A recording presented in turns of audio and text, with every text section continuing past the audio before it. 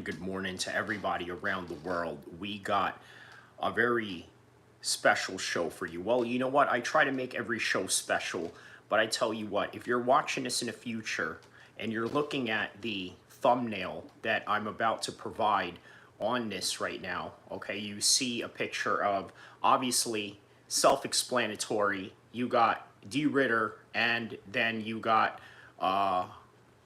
Robert Whitaker headlining UFC Abu Dhabi. And then you got Sean Strickland in the picture throwing a punch at an undercover, well, I'm sorry, not undercover, off-duty officer fighting at a Tough Enough event. If you guys remember anything about that, obviously you've seen that Sean Strickland had suffered a suspension out of that. Jumping out of the corner only to beat up the opposition fighter of which his fighter was fighting against. Okay, and then in the other picture, obviously you see Hulk Hogan and tragically passing away during this time. Now, what was Hulk Hogan's impact on the world of sports entertainment as well as MMA?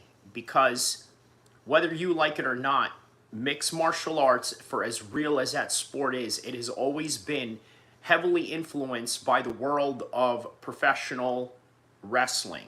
Shout out to Marty Miller, my man. Salutes to you. Good morning. Good morning. Hope everything is well with you out in Ohio right now. We got a very special show for us. Of course, I try to make the show as special as much as I can. Let me give you guys a little bit of some synopsis of where I get a lot of my inspiration from to do these live streams, right? Do you guys know what's his name? Do you guys know Luke Thomas? Is anybody familiar with Luke Thomas? Luke Thomas is probably one of the most iconic MMA journalists in the game right now. Okay, you guys ever watched any of his live streams during Thursdays? It is absolutely epic. He will go from political topics. He's very articulate.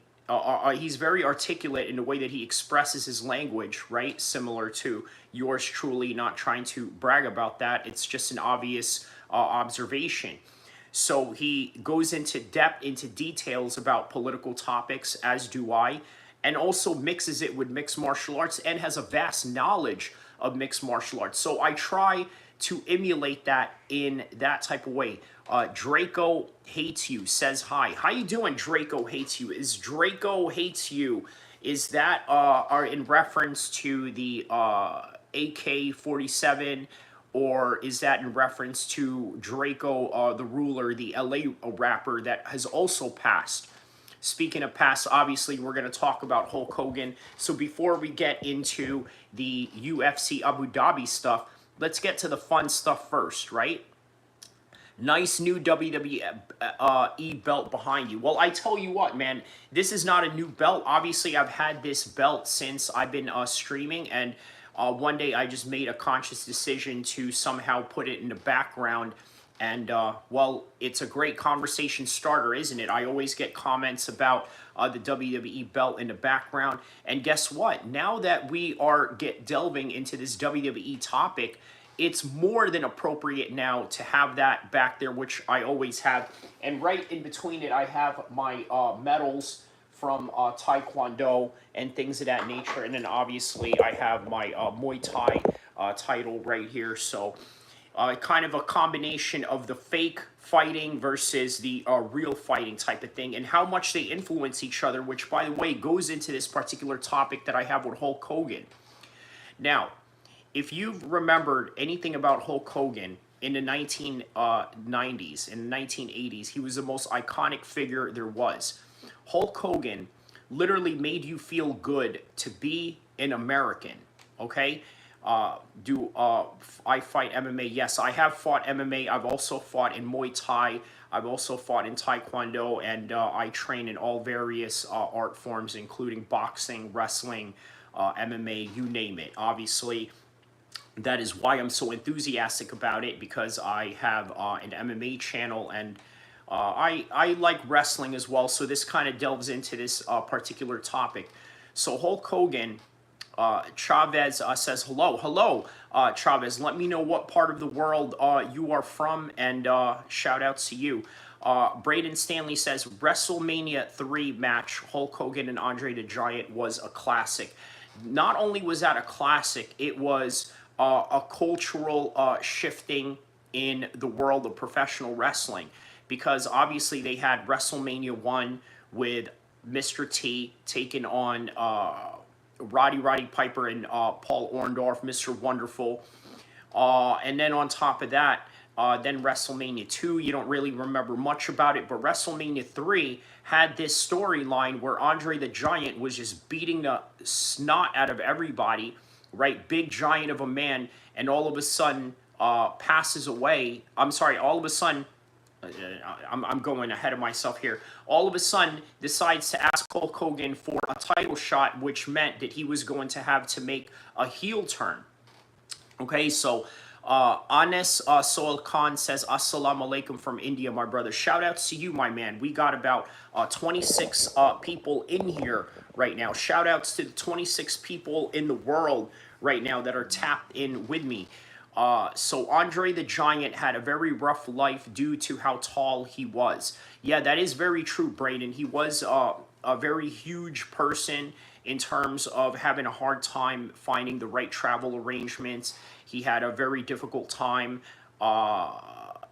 just overeating, or just, not being able to fit in cars, not being able to fit in buses. I mean, it was a very, very difficult life for such of Andre the Giant. Armin versus Ilya. Who do you got? Anas Sahel Khan says, are they really fighting though? I'm going to go with Ilya Tapora, but are they really fighting? Let me know in the comment section below if they really are fighting, or if that is a talk that is just, what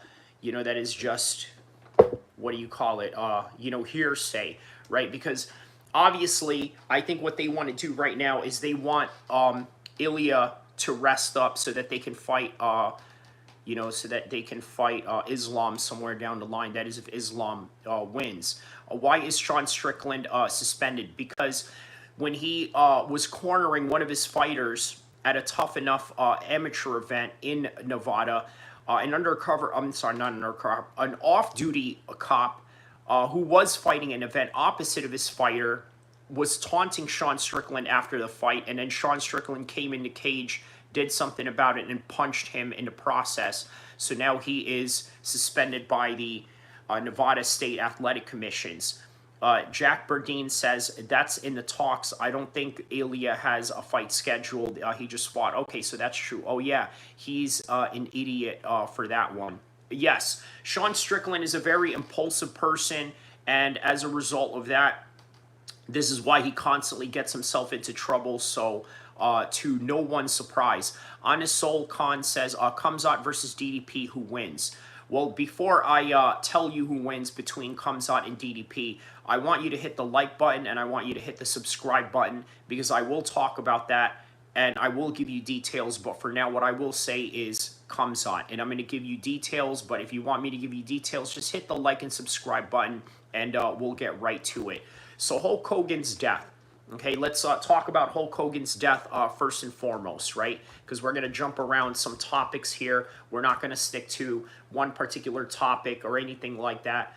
But yes, Hulk Hogan dies at 71 years old. Hollywood era, Hulk Hogan's Hollywood era, from cult classic to TV fame reality. So, okay, so Hulk Hogan carved out a tremendous career for himself, okay, in Hollywood after making a name for himself in the world of professional wrestling. Obviously, you guys remember one of the most prominent movies that he had made was in Rocky III, where he had fought Sylvester Stallone in between Sylvester Stallone's character Rocky having these boxing matches. And obviously in attendance was his tag team partner, in WrestleMania 1, which was Mr. T. And Mr. T was the opponent of Rocky, playing the role of Clubber Lang. Jack Burdine says his lifestyle caught up with him. That's very true, and that is in reference Is that in reference to Sean Strickland, or is that in reference to Hollywood Hogan? Let me know on the comment section below. So the WWE star Hulk Hogan dies Thursday at 71 years old. Okay, starred in a mix of action films, family comedies, and by the way, how about this? Not to be forgotten, TV reality shows, okay, which was very big in the mid 2000s. Nowadays, we don't care much for them because the real thing today is that of YouTube. You have YouTube today, that is reality television. What I do with you guys on my live stream is absolutely reality television. This is as real as it gets. And back in the days, that was as real as it gets when it came to TV reality show. So he added his family into the whole TV reality show, which in my opinion, I think really gave his family a very negative dim in terms of darkness that came upon them. Now, what do I mean by that? Look, it's one thing for Hulk Hogan to be a big star, to put himself out there and to be Hulk Hogan, right?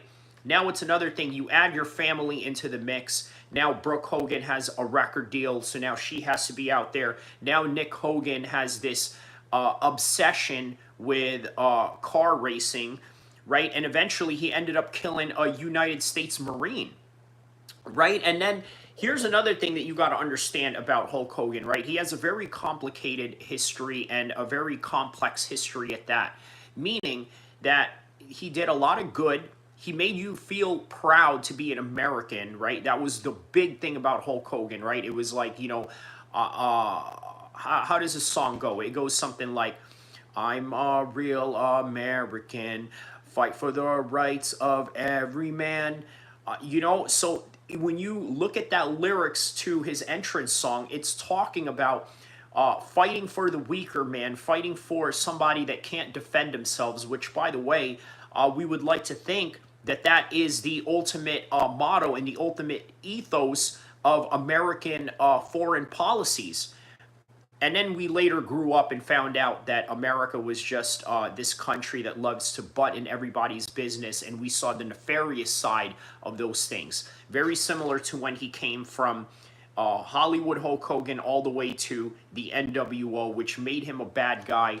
And in reality, it made Hulk Hogan a combination of the best bad guy to ever was in professional wrestling to the best bad guy there, to the best good guy there ever was in that. So Fresh Melon Juice says, I'm the best there is, the best there was, the best there ever will be. Ooh, yeah.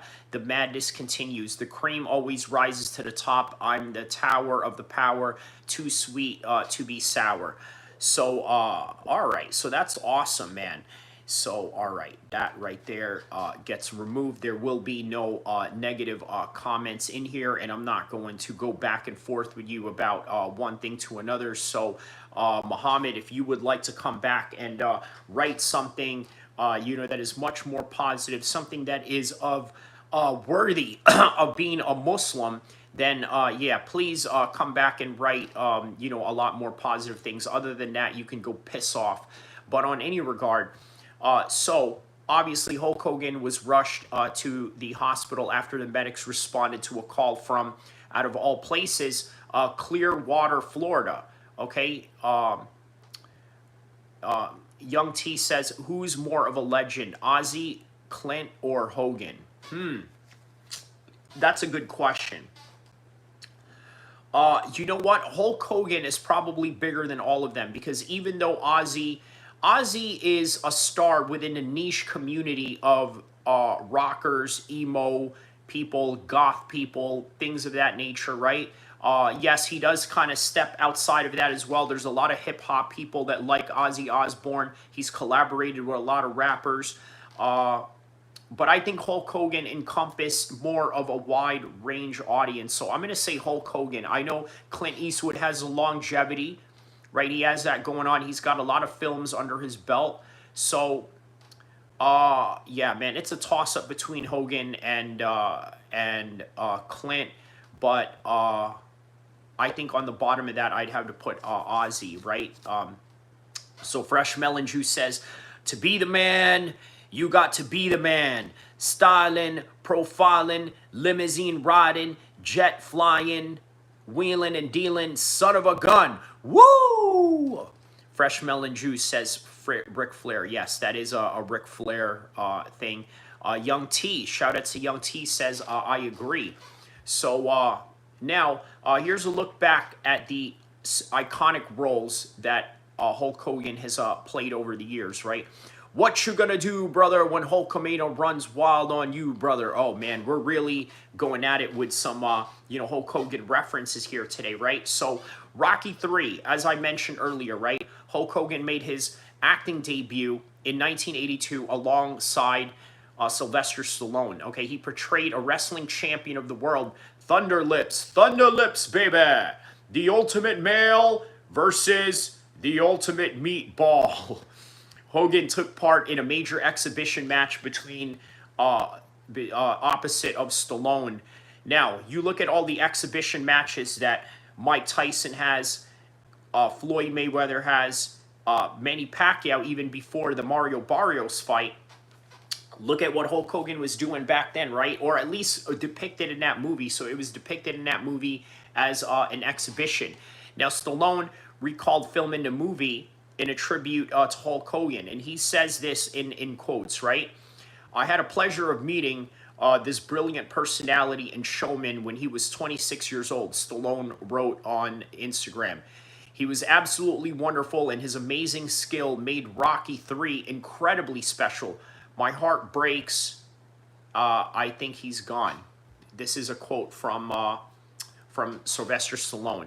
No Holds Bar. You guys remember No Holds Bar. How about, what's his name? Zeus or Debo, right? Now, here's an interesting thing about Debo, right? A tiny Zeus who played Debo and who played Zeus in this film.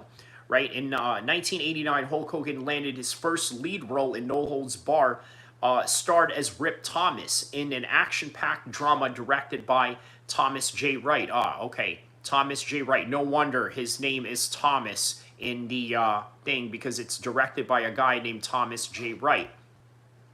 So if you remember, obviously, they made an entire storyline behind that into the real world of professional wrestling, and yeah, it was crazy how they made a storyline out of that, and they brought out Tiny Zeus as a result of that. Now, some roles that he's done that I would like to forget, Mr. Nanny, right? I wasn't really too fond of that particular role, but then after a while, right, Hulk Hogan later took on a new persona in family comedy, very similar to John Cena, right? John Cena is sort of, in that same, category. Fresh Melon Juice says, what you gonna do when Hulkamania runs wild on you, brother? So, Hulk Hogan, as himself, okay, lands an acting role, appeared as himself in a handful of, films, right? Gremlin 2, if you remember. Hogan made a cameo appearance himself when he breaks the fourth wall to get the movie back on track, right? So Hulk Hogan also appeared as himself in the Muppets of Space. Wasn't really one of my favorite ones. Little Hercules, Hulk Hogan plays a lead role in Hercules. And then how about Hogan Knows Best?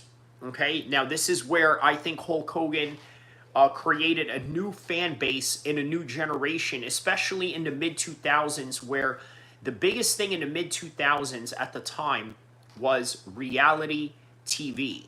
Okay, it was reality TV back in the days, right? So Hulk Hogan got to see a different side of pro wrestlers when his movie career blossomed into reality shows, okay? It aired from 2005 all the way to 2007, which, by the way, was an absolutely remarkable era for reality TV. So at the time, Hulk Hogan and Linda Hogan were married. A couple had 2 kids. Obviously, it's Brooke and Nick. Okay, so Hogan Knows Best documented Hogan's relationship with his family, along with his journey to return to the ring for SummerSlam 2006. Okay, he wanted fans to see the softer side of the wrestling hero that they had burned in their memory. Okay, so about that reality show, right? I think it was both good and bad, and I'm going to explain why. So for the product of Hulk Hogan, it kept it alive. It kept his persona alive. It gave his persona new wrinkles. Okay? But I think it also damaged his family along the way. Look, you guys know how I feel about fighters, entertainers, and public figures showing their family to the world, right? I don't think that it's a good idea. I think that it's a security risk. Well, not only is it a security risk, it is also a serious risk in terms of violating your privacy. You see, I don't mind that you guys come up to me. Let's say if you saw me in the streets of Sacramento or in the streets of New York or any random American city or any part of the world that I would be in, right, that you would run across from me. I do not mind that you come up to me and you talk to me like I am your friend, because as far as this relationship goes with me as a YouTube content creator and you as an audience, I look at you guys as my friends that I would talk to about fighting anyway, or guys that I would have water cooler conversations with about celebrity gossip and things of that nature, right? Or sports gossip or whatever it is that you guys like to delve into. That's how I look at you guys, right? I look at you as friends that I could talk to about absolutely anything.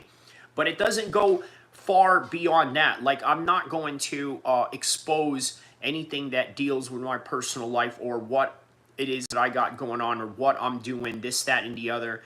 That's not something that I'm going to share with you, because I'm, quite frankly, not a very disclosive person, because I think that's just how it should be. Now, Hulk Hogan, on the other hand, grew into the role of being a star since his successful days of a WWE champion, and then going into the movies and this and that. All that he ever knew was being in the public eye, and unfortunately, he decided to add his family into that.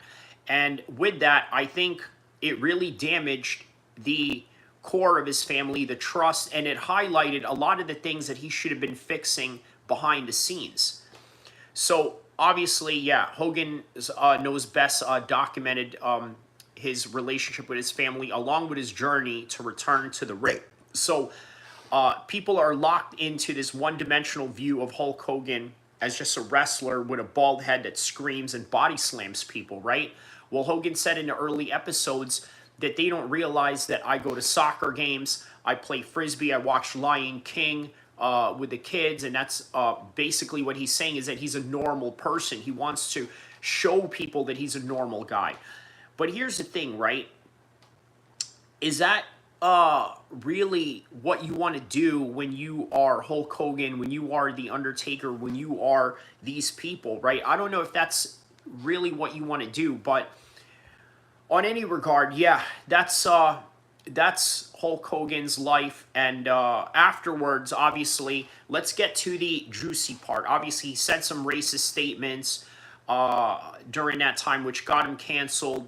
And then eventually, this year, okay, I mean, in his final year, he got booed out of the arena in Los Angeles. I believe it was a Netflix Monday Night Raw show, and he got booed out of the arena.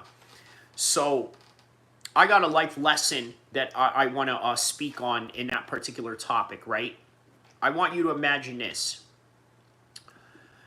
You're an icon that of the magnitude of Hulk Hogan, all right? You are Hulk Hogan, and everybody loves you. And for years, everybody has loved you.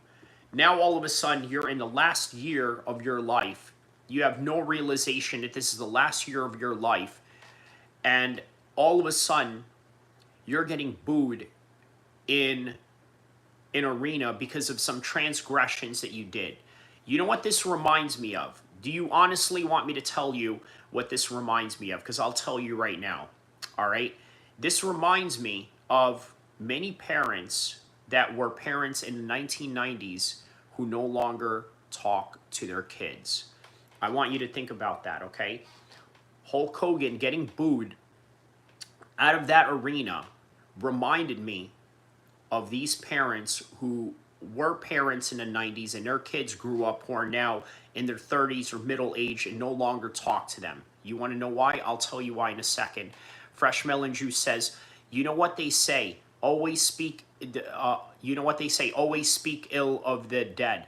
Oh no, this is not that at all, okay? This is me just being real about everything that needs to be real. Josh says, how do you feel about John Jones now? Well, it's too early to say. Obviously, he's retired. What I could say with that is good riddance. All right, at least we can have the heavyweight division move on. But at the same time, I think I don't think it's the last time we'll see John Jones. I think he's an opportunist. I think that he will fight fighters that are less of him, right, and that are of favorable competition to him. Nothing like what's his name, Tom Aspinall or anything like that. Vincent asks your thoughts on Ilya versus Islam. I think Islam is going to win that. I think that Ilya is great for who he is and the opponents that he has had in front of him, but I think Islam is just on another level. Fresh Melon Juice says, GOAT at Ja. Yes, Ja says good riddance. Ja says John's anabolic plug ran out, so we gotta wait till he re-ups. Okay, well that could be the case. That could be the case. Obviously, there's a strategy to taking, you know, steroids, right? There's a strategy to it. You have to do it in a way where, you know, Nouveau B says, talk about Drickus, comes on in Drickus. So hit the like button, hit the subscribe button. I'm going to finish off this Hulk Hogan thing right now, or at least go back to it. And then I'm going to talk about Kamzat and Drickus, and then the fights that are going on in Abu Dhabi this weekend as well. So, all right. This is a common this is a common trend that I've noticed, okay? I've told you guys that many parents who were parents in the 90s, okay, a lot of their kids nowadays don't talk to them for one reason or another. Well, why? Let me explain something. During the 1980s and 90s, right, I know a lot of people say, oh, it was the hardest era ever. You know, F this soft era or this, that, and the other, right? Well, I can tell you, for as soft as this era is, they are also very cognizant of other people's feelings. They are also anti-bullying. They are also anti things that are detrimental to your mental health, right? So this is the reason why you see this huge generational gap between the Gen Xers, the millennials, versus the boomers, right?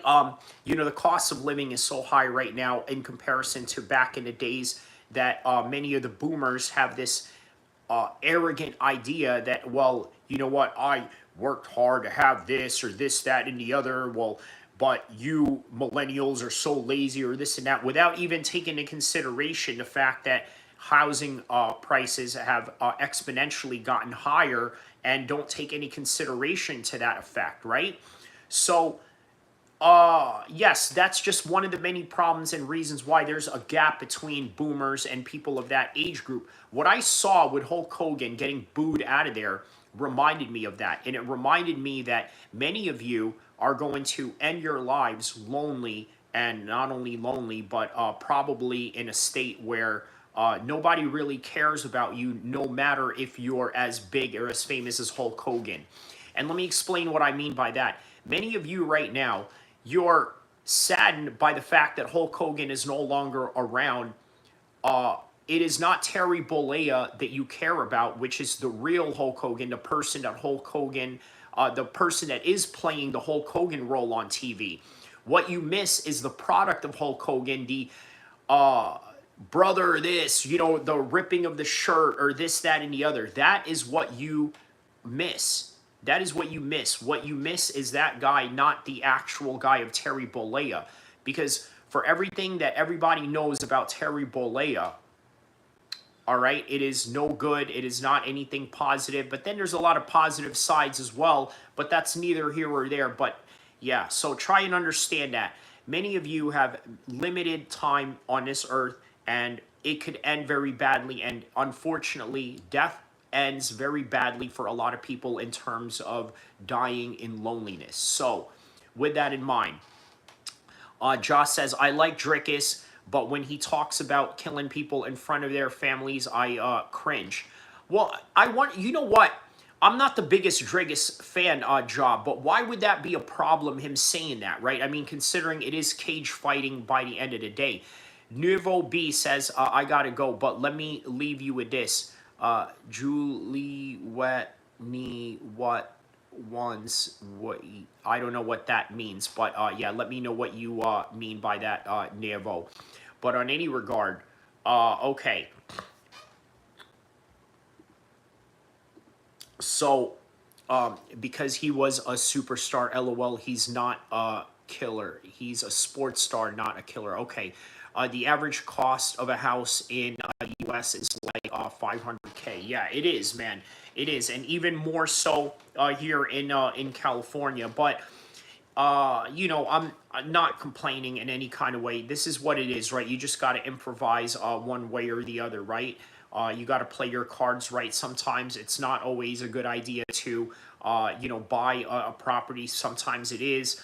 Sometimes it's better to just rent, or sometimes it's not. But it really depends, right? How many people has Drickus murdered? Well, officially speaking, none, obviously. But behind closed doors, we don't know.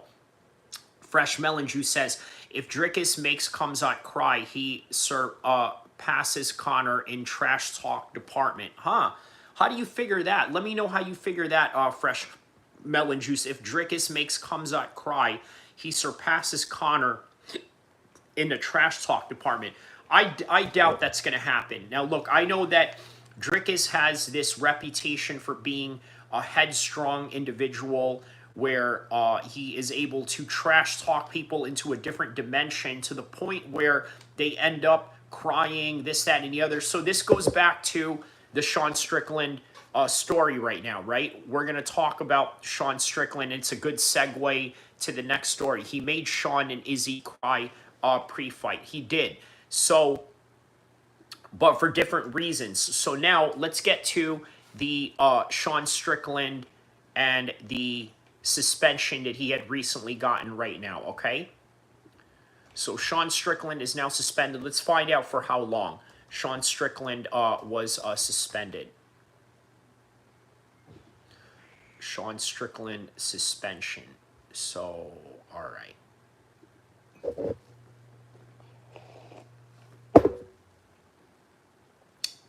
So, it will be a little bit longer before Sean learns his fate, right? This is according to SureDog, the website that I'm reading this right now. Yeah, that line to Sean about him beating him worse than his father was cold-blooded. It was. And you know what? It's true. Look, here's the thing, right? I'm very surprised that that made Sean cry. Right? Because if anything, like, I thought that he would have been over that by now, to the point where he understands, like, all right, you know what? Yeah, this is what happened to me, but I'm just going to move on from it. Right? But obviously not. So was Sean suspended for walking like an old man? Oh, and he walked in there like an angry old man that you walked into his lawn. Now he wants to confront you for it, right? Josh says, Sean brought that ish to himself. He did.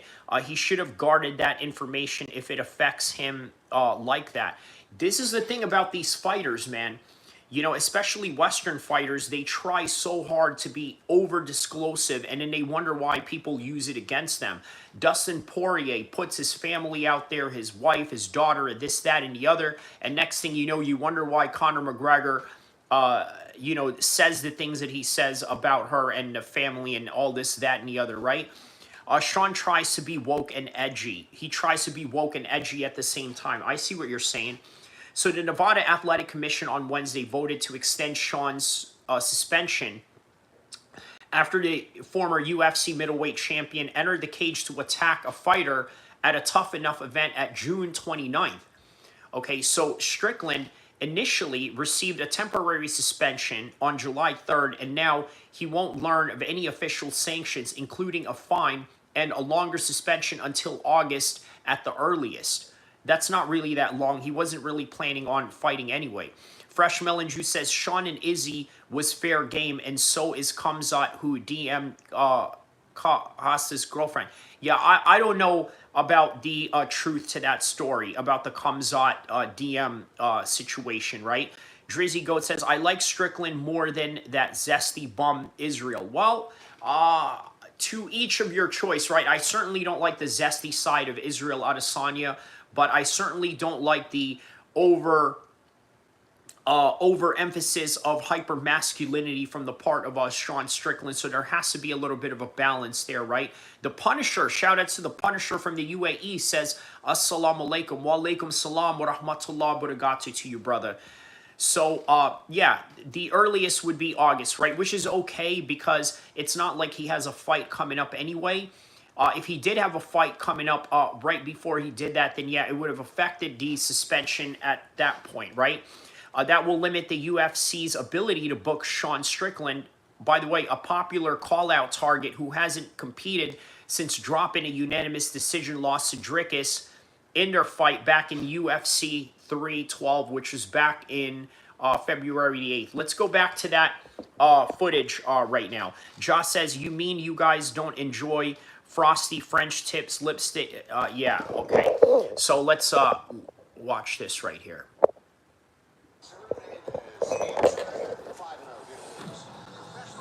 So that's the cop.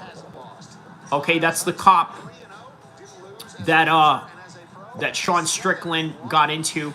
That's Sean Strickland and Chris Curtis's fighter, the Ginger, right there. Hulk Hogan and Osborne turned to Christ before they died. Okay. All right, so there's the cop right there. Luis Hernandez is his name, by the way. Hernandez pumped for that head. And Hunsinger coming in hot. Don't blink, guys. This could be ending quick. Southpaw versus Orthodox. Both guys throwing big strikes right away. This is an incredible fight thus far. Both guys showing a lot of heart. Both guys showing a lot of power. What a wild pace. Just so much action. And Miles gets a takedown. Hunsinger doing some damage from the back. Hunsinger's throwing some knees. All right, so... Oh, boy, what a action-packed first round, Justin. How about it? That was an incredible round. Guys land. 4 rounds if necessary. At this pace, I just don't see this going 2 more rounds, but if it does, it does. Work, work, work. These guys are going. There you go with those uppercuts, elbows, a little bit of everything on the brakes. Nice shot, but Hernandez got that under the finger. Oh, going for a guillotine here. That's tight. Oh, he's cranked. And then that's it right there. And then he goes out. He doesn't play around like that. He doesn't think that's funny. Okay, so now we're going to see what we needed to see right here, right here.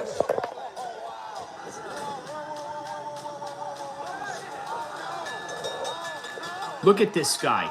Look at this guy. Storms in there. Hey, get off my lawn. Get off my lawn. Get off my lawn. Get off my lawn. Yeah. Get off my lawn. See that?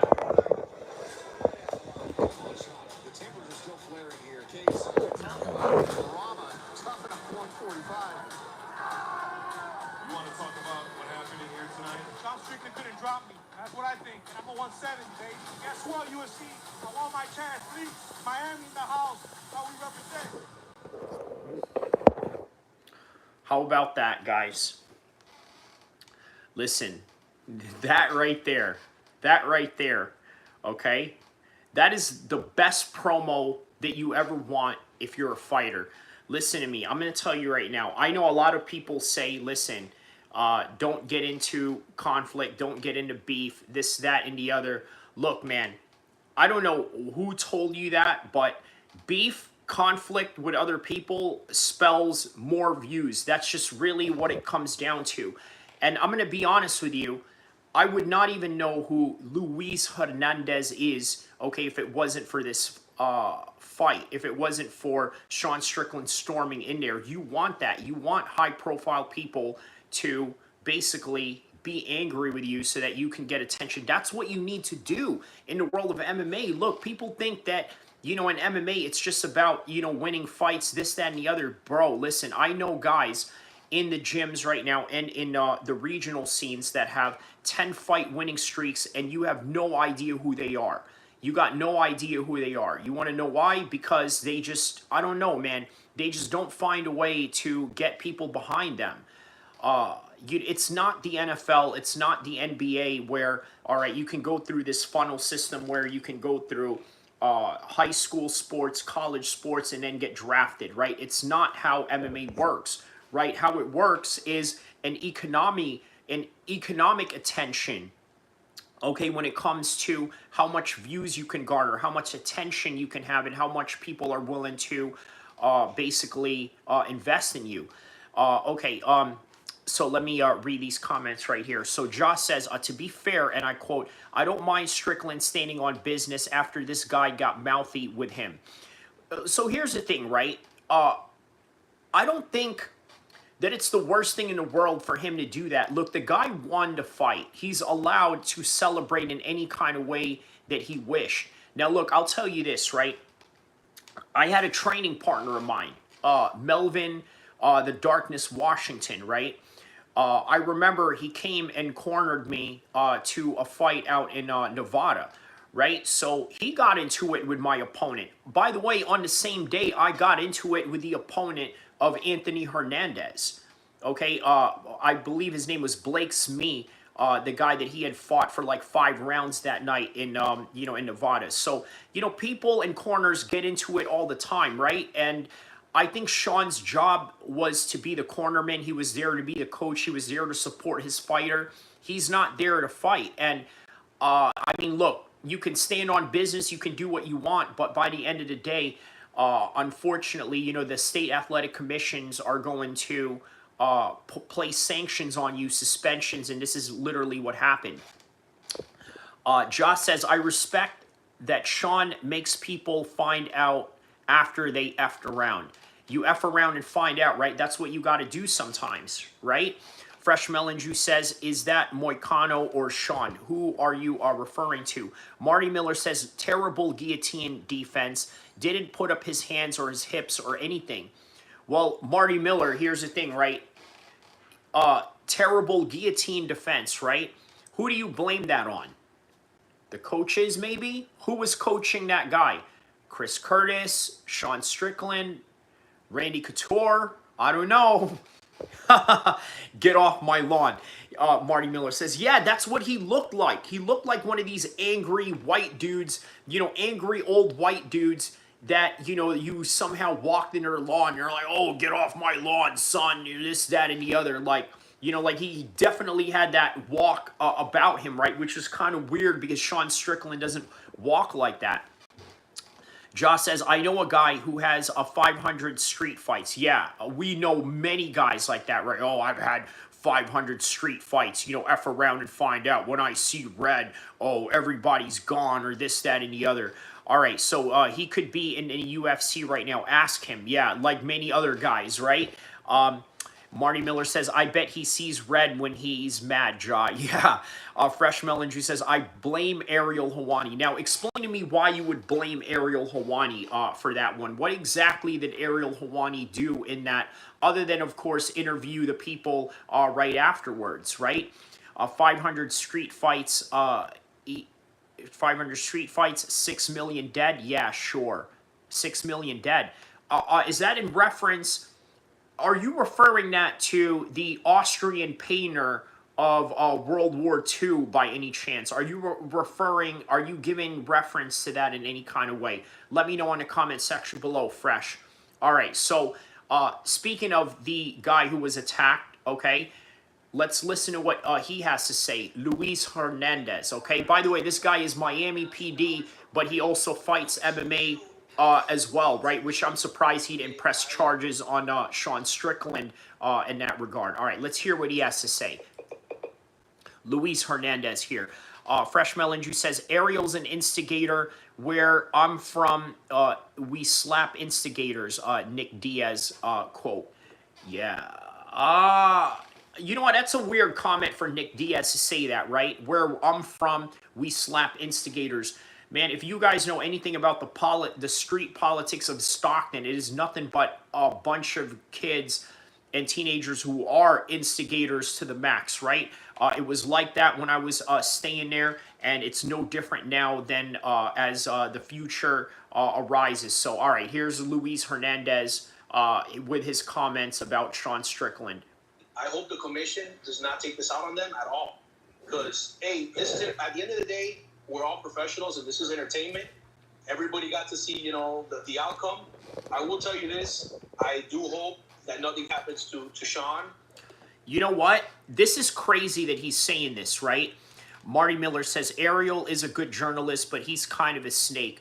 Well, that's what it is. I mean, look, Ariel Helwani, you guys know, Ariel Helwani is Arab, right? He's Arab, but he's a Jew. You understand? He's Arab, but he's a Jew. So, I let you tell me what side of his is a snake. Okay? I'll put it like that. If for those of you that don't know, Ariel Helwani is Egyptian, which surprised me when I heard that. I was like, wow, okay, so he is ethnically Egyptian, but he's Jewish. So he's a good journalist. Everything that you said right there, Marty Miller, that stands clear, okay? You said he's a good journalist. Yes, he's a good journalist because he's Arab, okay? But he's also a snake. Yeah, because he's a Jew. But anyways, Fresh Melon Juice says, Nick slapped all of them. That's his training, slapping little instigators. Yeah. You know what? The Stockton slap is sort of a good technique, right? It's sort of like a mix of a hook and, and like a straight jab, coming at you in a way, right? So Fresh Melon Juice says, two white people, that's the same. Yeah. I know what you mean, right? To them, everything is the same because, yeah, I know what you mean. Josh says, Ariel talks about 10 aiding fighters because society lets him be safe doing that. Well, I tell you what, there's a difference between verbal combat and physical combat, right? There's a lot of people that I've gotten into it with online, and I would classify that as verbal combat. In reality and in person, would any of these people actually say any of these things to me? And the reality is no, because they know what would happen. So that's really all there is to it. Marty Miller says, I love when Ariel went off on Shab. Remind me again, what was that particular subject that Ariel went off Shab about? I know they got into it with a lot of different subjects, but let me know the specifics of the subject that you are talking about. Josh says, I know plenty of awesome Jewish people and plenty of awesome Muslim people. All right, that's right. Josh says, Ariel is a snake because he's Ariel. Fresh Melon Juice says mermaid. Okay, Marty Miller says, yeah, and for some reason, most of the fighters like him.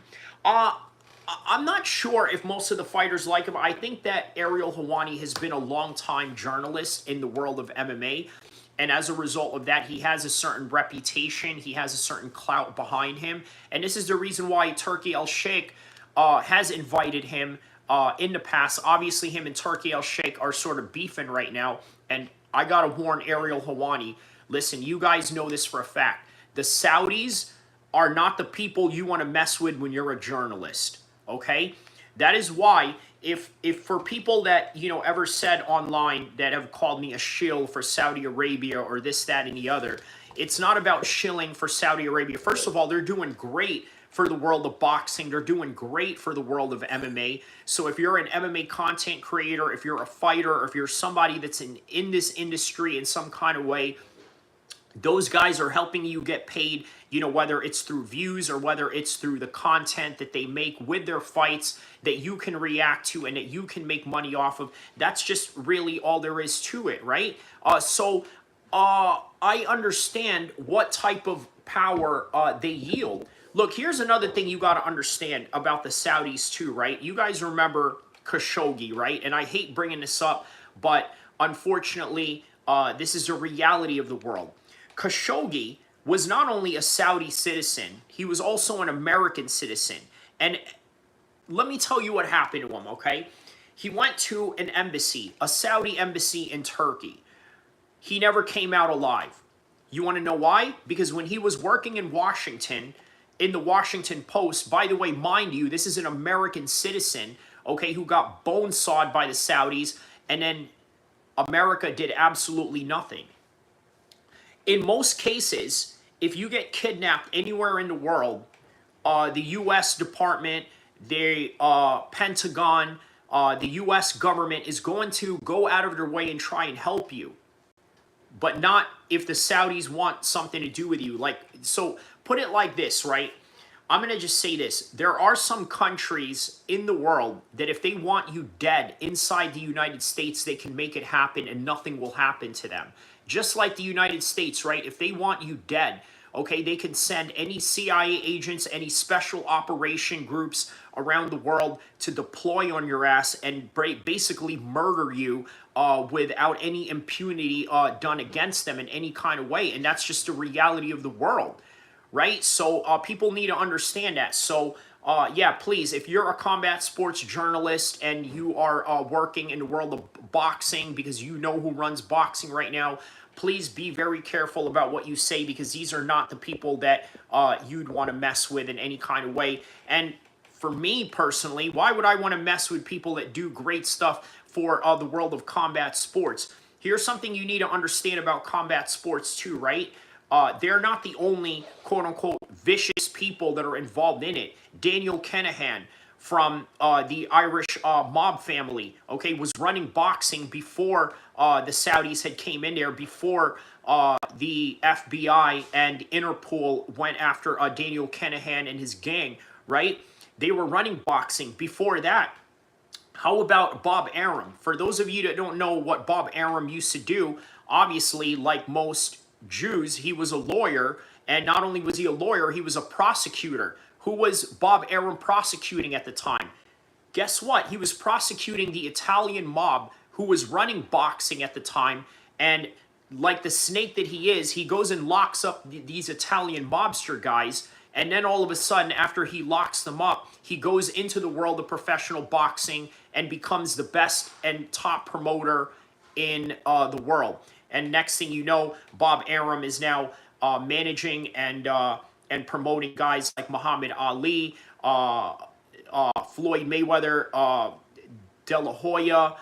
He even had Manny Pacquiao on his squad at one time, Shakur Stevenson. The list goes on. And then, obviously, Tyson Fury, right? So he had a staple of names. Okay, so let's get to these comments right now.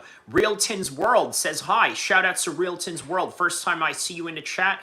Write on the comment section below. Let me know what part of the world you are from. And don't forget to like and subscribe. Josh says, they don't like him. They use him for promotion. None of them are getting beers and going to Ariel's wedding. That's true. That's what it is, right? He's a big name, right? He helps introduce people in the MMA world. For example, one of the first major interviews that Conor McGregor ever did was with Ariel Helwani. If you guys remember that interview where Conor McGregor was eating blueberries in his room while basically doing an interview with Ariel Helwani. So Fresh Melon Juice says, Ariel helped promote Conor when Dana didn't know who he was. That's very true. Yes, that is very true. Fresh Melon Juice says, Ariel Helwani and Farah Hanoun are the best MMA journalists by far. I would agree with that. Yes, I would say it's Ariel Helwani, Farah Hanoun, and Luke Thomas. You know what all of them have in common, right? I just want you guys to know, you know, the common denominator between Ariel Helwani, Farah Hanoun, and Luke Thomas. They're all of Arab descent in some kind of way, so I let you figure that one out, right?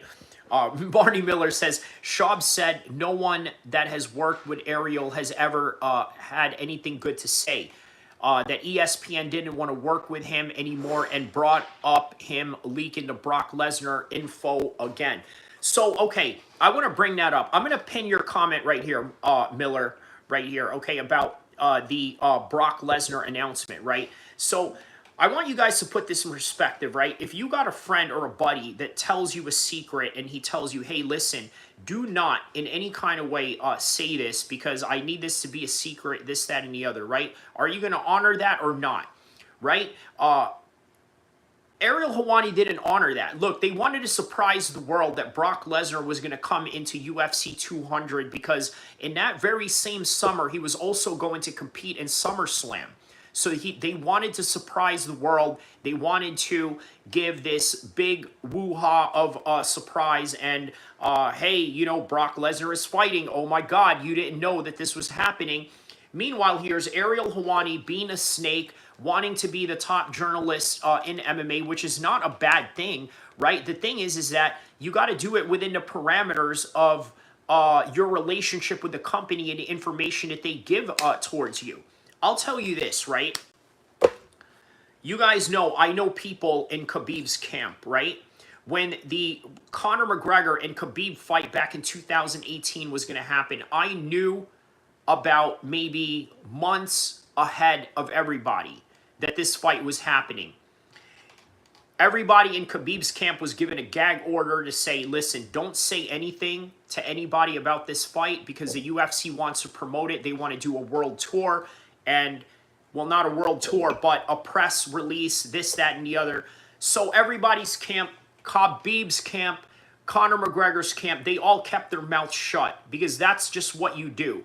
Ariel Helwani didn't keep his mouth shut. See, unfortunately, Ariel Helwani has traits of a feminine male, and unfortunately, you know, yeah, that's what feminism will get you is, you know, too much disclosing of information, and that's literally Ariel Helwani in a nutshell. So there you have it, right? Fresh Melon Juice says nobody likes intelligent people. That's very true. The reason why a lot of people don't like intelligent people is because they're a problem, right? They are a problem. Hey, look, I'll put it like this, right? I'll bet you guys in the chat right now, a lot of you are probably real problems in real life, in your workplaces, and whatever it is that you do on a daily basis because you're intelligent people. Because guess what? If you're tapped into this channel, you definitely are intelligent because I'm not here to talk about some stupid TMZ bullshit, and I'm not here to talk about, absolutely nothing for the sake of nothing, right? I talk about things in depth, in details, but also in nuances. Because what do I mean by nuances? Well, look, you got to look at two sides of every coin, right? Different variations of the gray lines. That's not how people operate in the world. They operate in a way where they only see black and white, and that's it, right? Okay. A boss in the industry wants people to be dumber and easier to control. That's also correct. Ariel doesn't know how to take it easy on his bosses. So what you're saying is that the overall intelligence of Ariel Helwani can be a problem for, let's say, his overseers in some kind of way, right? Okay, that's true, but at the same time, I think it's a little bit more than that with Ariel Helwani. It's the fact that he sort of likes to, how do I say this, break an honor, right? When somebody is telling him to not say anything. Look, you know how much of a privilege it is to have the UFC's office cater to you as a journalist? You know how great that is. You know how important that is for your brand. And you know how easy of an access it is for you to obtain fighters' information so that you can make interviews with them. Me, of all the fighters that I've interviewed in this channel and all the things that I've done with fighters, right, it was predicated on the fact that I knew them, that I've trained with them. Whereas with Ariel Helwani, he doesn't train in any gyms or anything like that. He's not a fighter. He's not a member of any particular fight gym or fight club or anything like that. He has to go through the channels of their managers or UFC staff to get these people to come to his shows. So, okay, so Fresh Metal Juice says Shab is a known liar. Miller says the biggest liar, Fresh. Kyrie just asked why he had beef with Ariel. Okay, yes, so that answers that question. Juice says, yeah, Shab and Rogan both covered for Dana's BS. And surprisingly, even Schaub himself has gone at it with Dana White. Drew says Ariel didn't burn his sources. UFC just didn't know his sources. He did nothing wrong as a journalist. You know what? Josh says he does train apparently. Okay, so shout outs to him for actually training. But yeah, I think you do need to train. You don't need to be a former fighter to do MMA journalism, right? But I think you absolutely need to train to know exactly what you are talking about.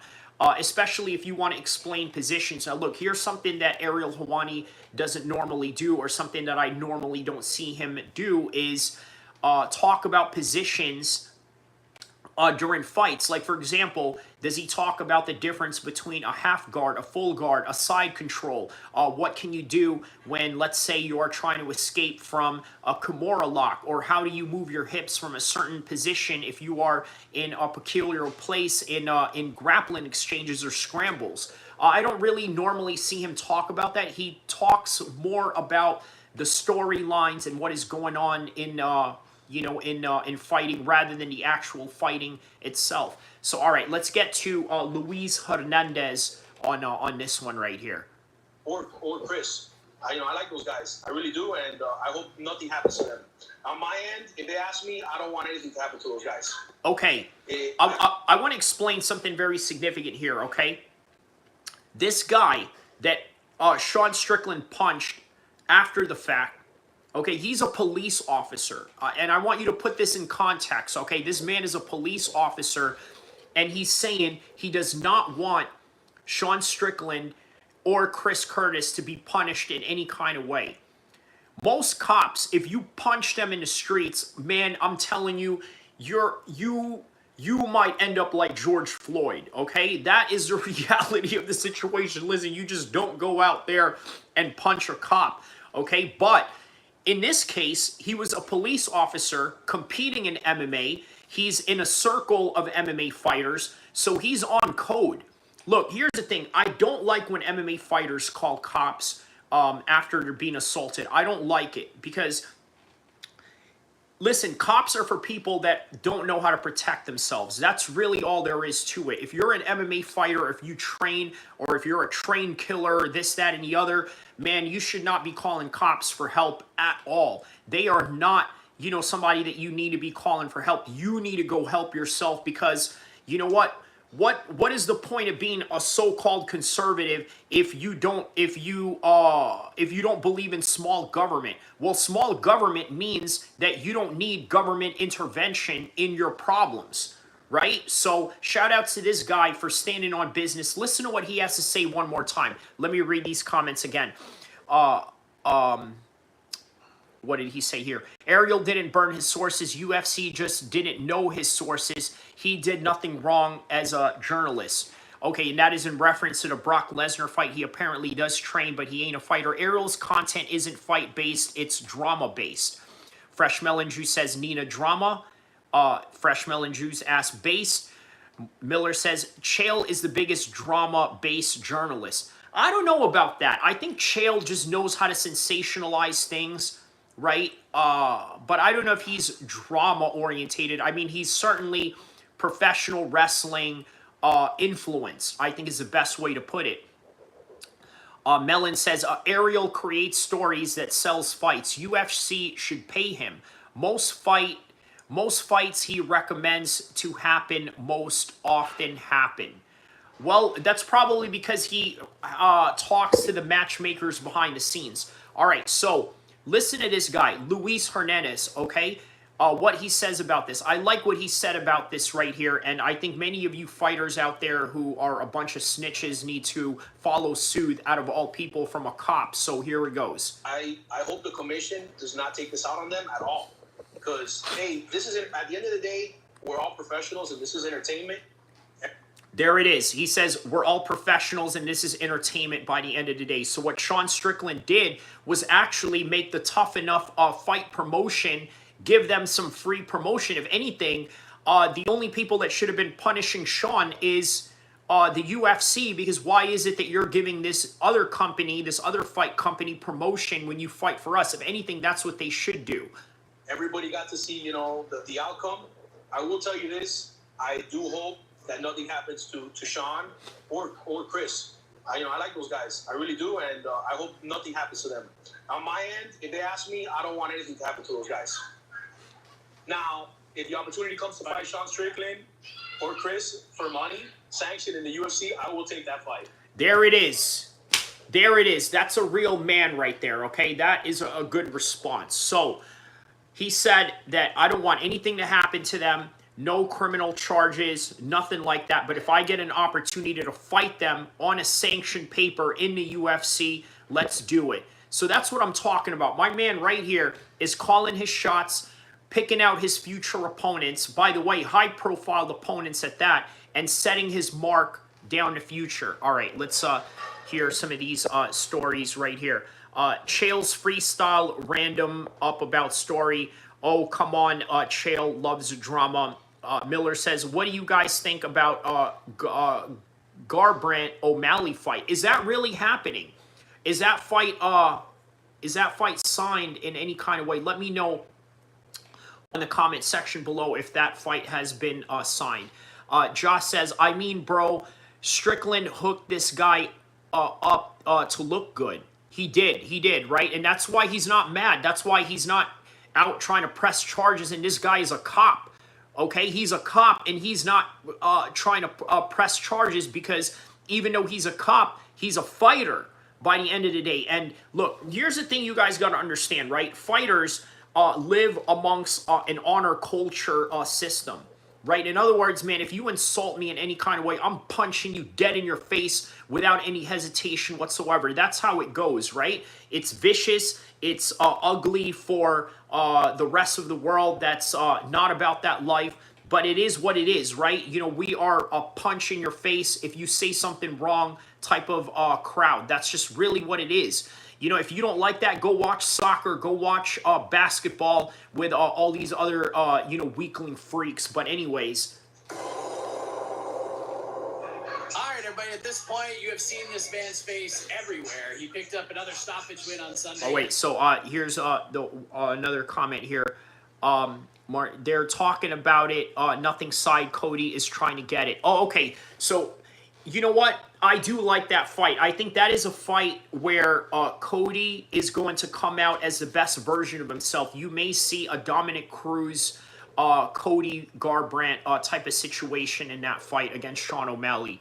Josh says he's not pressing charges because he doesn't want to be a heel, bro. You know what? If he was to press charges, he would be the baby face of it, right? Because think about it, he's fighting a lower weight class, being attacked by this guy that fights at a weight class above him. So, I don't know. Fiji Water says, what's up, Makachev? Okay, so is that in reference to you saying that I look like Islam Makhachev? That's kind of a compliment, to be quite honest with you, right? I mean, a lot of people do mistaken me for a Dagestani all the time. That is until they start hearing me talk, and then they're like, nah, you can't be Dagestani. Your English is too perfect, right? But again, this is why people say that I am, the English-speaking voice for the Dagestani and the Muslim fighters. So, yeah, Fresh Melon Juice says, Cody should fight a wrestler, not a dude who can KO his sensitive face again. Ooh, you know what? That's what makes this fight very compelling with him and Cody Garbrandt, right? Because obviously Sean is, he can crack, right? He's a striker who can crack, and Cody Garbrandt can crack too. It's just that, yeah, he does get cracked a lot, unfortunately. Fiji Water says, yeah, you got the Dagestani beard. Who gives him?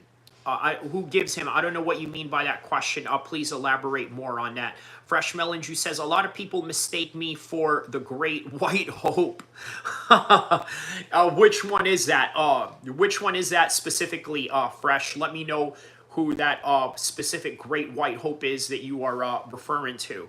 At Tough It Up 145 in Las Vegas against Miles Hunzinger, and then all hell breaks loose. So let's hear why that all happened. Being joined by the Stash himself, Louis. Oh, okay, it's an Islam meme. Oh, okay, I haven't seen that meme. Oh, the big Donald. So you're saying that people mistaken you for Donald Trump? So how old are you, Fresh? Obviously, I don't see profile pictures out of you guys. I can't tell you from a can of paint.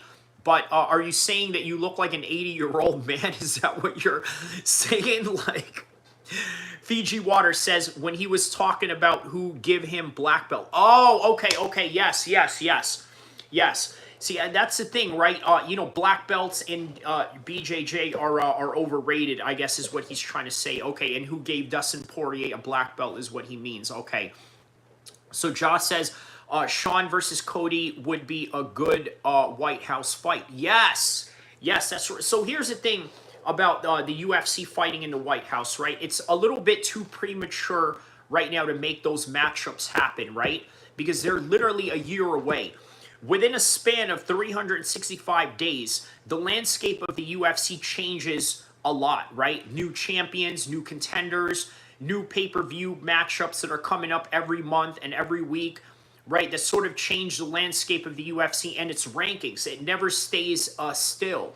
So they're going to have to start making this fight somewhere in the springtime, right? I think somewhere in the springtime of 2026 is when you start really seeing the motion of the White House fights coming together. All right, we're going to have this fight going on. Tom Aspinall is still champion after defending against Cyril Gane in Abu Dhabi. All right, let's bring him in. Maybe against Derek Lewis, maybe against John Jones. So that's how they're sort of going to make way for this White House fight. So, okay, Fresh Melon Juice says, I'm 14 years old. Okay, well, that explains a lot about your maturity level. So, you know, but, yeah, I mean, you have your mature moments, but you have your immature moments as well, to be quite fair. So, Josh says, Shafkat versus Della would be a good White House fight. You're assuming that Jack Della Maddalena passes Islam Makhachev, and unfortunately, I don't see that happening. If anything, I think Islam Makhachev is probably going to make it to the White House fight. I think if there's anybody that's going to fight at the White House, it will probably be Islam Makhachev. How about this?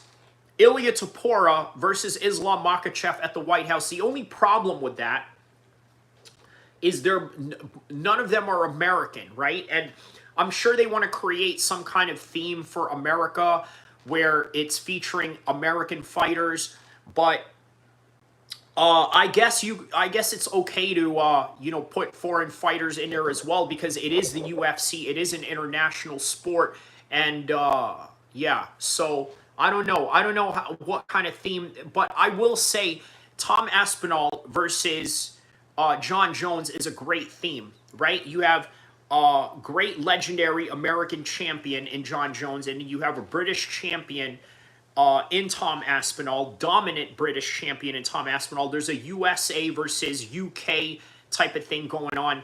And who did America fight for its independence? Obviously, Great Britain. So there's a great storyline that sort of fits in there, right? So in all honesty, the only perfect matchup that can be made for UFC White House is John Jones and Tom Aspinall. Everything else is, yeah, just a filler, right? They're just trying to filler it. So Fiji Water says, Dana doesn't trust John Jones with the White House card. I wonder who he's going to put on there.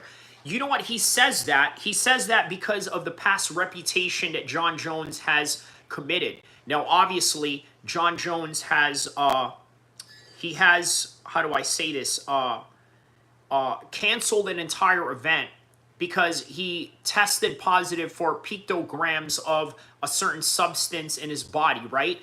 Nevada was not going to approve it. California was going to approve it. They moved the Gustafsson fight from Las Vegas all the way down to, I believe, the Honda Center of Anaheim, right? So the UFC 300 was supposed to be John Jones and Daniel Cormier. It never happened, right? Which kind of messed up the card in of itself, but they improvised in some kind of way. So Fiji Water says, any predictions? Yes, so I'm going to be doing the Abu Dhabi predictions after this one right here. But I will be doing other predictions for other fights as well. Fresh Melon Juice says, Cody needs a win, man. Don't want that. Don't want that to him, man. Give him a weak wrestler. Yeah, that's not how the UFC goes, is it? You know, they're going to give you the hardest possible matchups. It's not boxing where you can have easy matchups to build up your record or to, you know, come up in some kind of way. Nah, this is, you know, this is as real as it gets, and they want to give you real competition right off the bat. Bring Colby versus Jorge back for an undercard fight too. Well, they already fought each other, right? And even after the fight, okay, there's a grudge match because Jorge Masvidal did punch him in his face, you know, at a steakhouse after the fight, right? By the way, well deserved for him to do that, right? And then, you know, obviously Colby, like the little snitch that he is, went and you know, and pressed charges to the Miami Police Department on that regard. But on any regard, Josh says, oh, that's true, Della versus Islam. Mari Miller says, no way Fresh is 14. Well, he shows it. He shows it in his, you know, in his immaturity sometimes. So, Topuria versus Gaethje at the White House. You know, Topuria versus Gaethje is a good T-Mobile Arena pay-per-view fight. I don't know if that's worthy of the White House. Josh says he's going to put, like, Amanda Nunes versus Kayla Harrison as a headline. There you go. All right, that's a good headline. No, that's not a good headline. That's not a good headline. I don't want a women's fight to be a headline for the White House card. Look, there's a reason why America does not elect a female president, okay? So if we're not going to elect a female president, what is the point of putting on a female main event for the UFC card? Look, all female fights go where they belong, either in the depths of the undercard or as a co-supporter of a co-main event if they're a championship fight. Now, Kayla Harrison would be a great addition to the card, but not as a headline. Kayla Harrison was a judoka Olympic champion representing America in the Olympics, so that's great. Amanda Nunes, Brazilian, not American, but okay, still a legendary fighter, still worthy of a White House event. So a co-main event it is, but have either John Jones or Conor McGregor or somebody that's within that status to headline the UFC White House card. So Fiji Water says supposedly it was from gas station pills. What? Okay, what? Okay, you're talking about the pictograms that John Jones got caught in. Do you believe that? I do believe that because what those gas station pills do is they block out estrogen, right? And they block out certain elements that sort of show that you're taking these PEDs. So, yeah, I do believe that. I do believe that it had the gas station pills, but those gas station pills were used for nefarious reasons to mask whatever was in his system. So, Josh says, brah, that's an awful headline. I agree, yeah. Kayla Harrison and Amanda Nunes is an awful headline for the White House. I mean, it's a great fight on any time of the year, right? It's a great fight for Vegas, great fight for New York, great fight for LA, for London, but not for a White House card, and certainly not as a headliner to any degree. Fresh Melon Juice says, Trump on Hamas refusing ceasefire deal. I think they want to die. Has Trump not debriefed on these people? Why is he surprised? Okay, so you're asking why Hamas is refusing the ceasefire deal after Trump is negotiating with them, or why? So what are you asking? Are you asking why is Trump surprised that they didn't take the deal? Please elaborate more on that question if you can, so that I can properly answer you on that one. They will not make deals or surrender. Okay. Elaborate more on that question, please, so that I can give you the fairest possible answer for that conclusion. Josh says aromatase inhibitors do. You don't get litzeroids at gas stations. Okay, maybe. But I'm not doubting he took substances to make him, better, right? Look, here's the thing about steroids that a lot of people don't understand, right? It's really just predicated on recovery. Everything that you need in mixed martial arts training, okay, the one aspect that you need the most is recovery. You want to know why? In order to be good, in order to get good, you got to train at least 2 to 3 times a day. Well, how do you do that? You need to have proper recovery. It's not about anabolic steroids that give you this, Hulk-like strength, or or this thing that makes your physique look like Arnold Schwarzenegger in his prime. It's none of that. It's all performance-based, right? So if you can recover, you can train longer. And if you can train longer, the better you'll get. That's really all there is to it in that particular matter, right? There's also the aspect of overtraining, right? If you overtrain, then you're not going to be able to recover. Well, what do steroids do for you ultimately? They help you recover, right? So, yeah, that's the thing, right? People have this weird thing about like steroids are supposed to make you look gigantic or make you look this, that, and the other. Look, Anderson Silva took steroids, right? But you look at his body, he's lean, he's, normal looking. He's not like, like what I said, right? Like he doesn't look like Arnold when he was playing in The Predator, right? Or when Arnold was playing, Conan the Barbarian. It's not what steroids do. So, okay, so shout out to Jaw. He's in medical school, man. Shout out to you, my man. How long do you have to go? Let me know in the comment section below.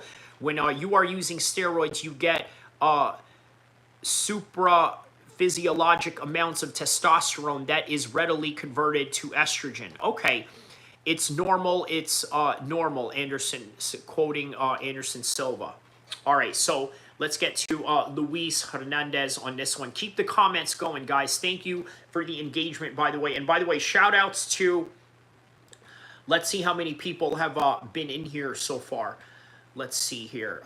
Shout-outs to, how many people did we have in here so far? Let me look at the analytics here.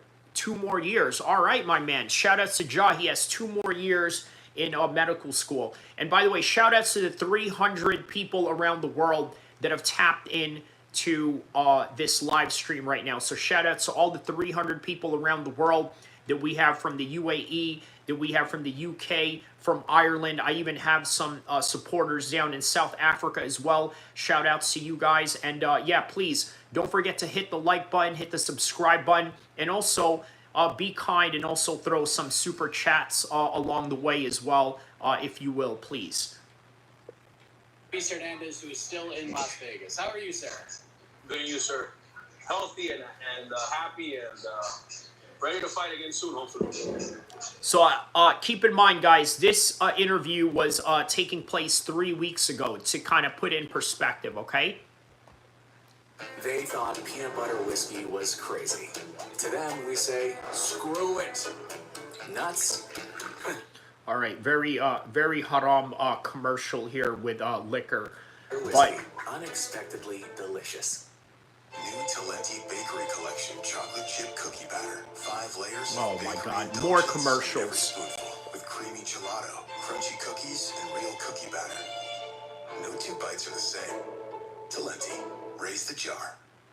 A lot of craziness in Las Vegas right now, but as you have found out, things can get pretty wild in this MMA space. This clip of the finish and the aftermath has been, like I said, absolutely everywhere for the past 18 or so hours as we record. And we'll get into specifics in a moment, but have you ever seen yourself so much on social media in your life?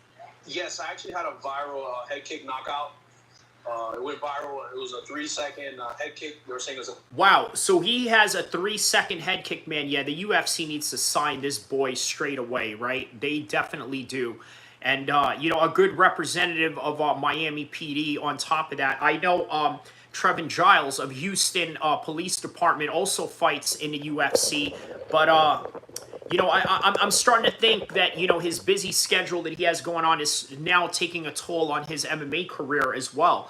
Josh says, but my point is that Derek, more plates, more dates, said it perfectly. If you have letrozole in your system, there is no way you are not on steroids. You would only take letrozole to stop the side effects like gyno, etc. Ah, okay.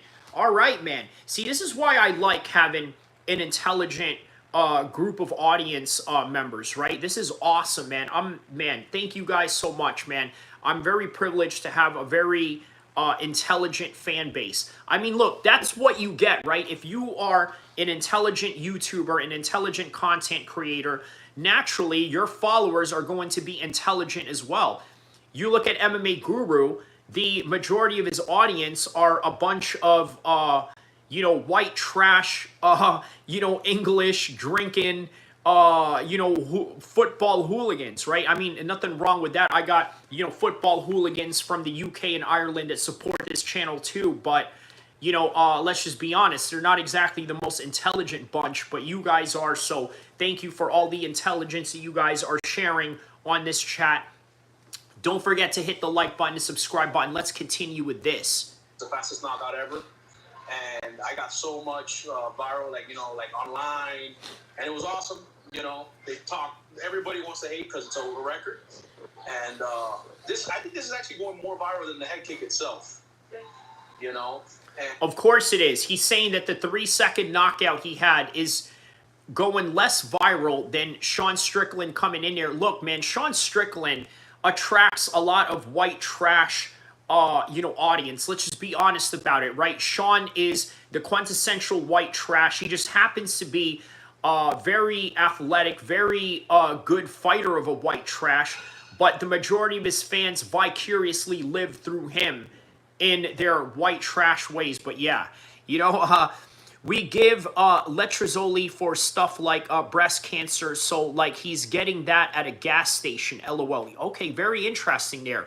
Fresh Melon Juice says, Izzy didn't know about letrozole. Izzy, no, he's not talking about Izzy. He's talking about John Jones in that regard with the gas station pills that he's talking about. Oh, okay, so Josh says, guess not, huh? Okay, yeah, because Gyno Izzy, correct. Okay, I understand a reference now. Got it. And it's crazy. I knew this was going to be a big weekend because, I always go for the finish. I want to entertain people. That's my thing. I want to be an entertainer. I fight. I'm a cop. And I want to entertain. When I'm inside the cage, I'm able to, go out there and he says, I fight, I'm a cop, and I want to be able to entertain people. You know what? He does have the look about him, right? If you look at him, he has that Joseph Estrada look about him, right? The Hispanic American police officer with a mustache going on, right? And man, we're not into mustaches, you know what I mean, when it comes to, Muslims, or at least Muslims that have beards, right? You shouldn't have a mustache, but yeah, on any regard, yeah, he has the mustache game going on, and this, that, and the other. He has the look going on, and you know what? He has beef with Sean Strickland, and I'll tell you right now, beef with Sean Strickland helps you a lot in your career. So, make sure the crowd enjoys the fight. They're going to pay to see, a finish and be entertained. Yeah, I think you were a part of delivering that, no doubt about it. And so let's just talk about the big moment, because it's the second round. You got the guillotine choke on. Your back is against the cage. And you look at Miles's corner and you stick your tongue out, and the broadcast said, oh, it looks like he's sticking out his tongue at Sean Strickland. So let's kind of start there. How did this all start, this back and forth with you and Sean? Who said the first thing? Who fired the first verbal shot, if you will? So when I saw them walking out from their corner, I don't want to go too crazy on like details, but I noticed they looked at me and they laughed. They said something. I think he said something to one of the other cornermen, or I know it was the three of them. They said something and they started laughing at me, and I was like, man, I'm not a joke. I believe I am the real deal. I got 11 fights, 6 pro fight finishes now, and 5 finishes as an amateur. So they probably think, oh yeah, this guy's a cop, and they looked at me and I saw them laughing, and I was like, oh okay, you're gonna laugh at me? I'm gonna get the last laugh. And some things were said. Both when the fight was going on, I heard some things being said. I trying to remember everything now. But it was just, I was having a great time. I just wanted, you know, to have fun. So wait. Yeah, you know what? As well as he should. Obviously, he should be having fun, right? He's fighting a camp that consists of Chris Curtis and Sean Strickland as the cornermen, right? So, yeah, he should be having a lot of fun. And on top of that, yeah, really use that opportunity, right? Man, all the fighters out there, right? If you're fighting a camp with well-known guys, man, you need to take that opportunity to use that to catapult you, right? Do something, create some kind of commotion to get your name out there. And, you know, this guy is doing it right. By this program. And, you know, when the whole moment happened itself, you see me laughing. I was just like, hey, I'm you know, I want to show that, you know, there's two sides. You know, I have my career, and then inside the cage, I'm able to, you know, have fun. This is literally fun for me. I enjoy it. This is my passion. You know, at work, I'm a professional, you know, being a... All right, so if you want to see the rest of that video, check out MMA Fighting on SBN. 3 weeks ago, fighter attacked by Sean Strickland. It's right here. But right now, what I'm going to get to right now is I'm going to get to the whole entire Abu Dhabi card, and we're going to get to the predictions of that right now. I'm going to put this on the timestamp right now. So we will now talk about UFC Abu Dhabi full card prediction from top to bottom. I'm going to give you my prediction. I'm going to give you my takes on all the fights that are going to happen tomorrow. And by the way, it's an Abu Dhabi card, so that means if you are in the West Coast like I am, you're going to be watching this fight as early as 9 a.m. in the morning for the prelims. And if you are in the East Coast, you will be watching this sometime at 12 p.m., I believe. Let me check and make sure and confirm the time and date for this particular fight. So 9 a.m. in the morning in the West Coast, so that's going to be 12 p.m. Yeah, that's going to be 12 p.m. in the East Coast. Okay, so that's what it is right there. All right, so let me put this on the timestamp right here.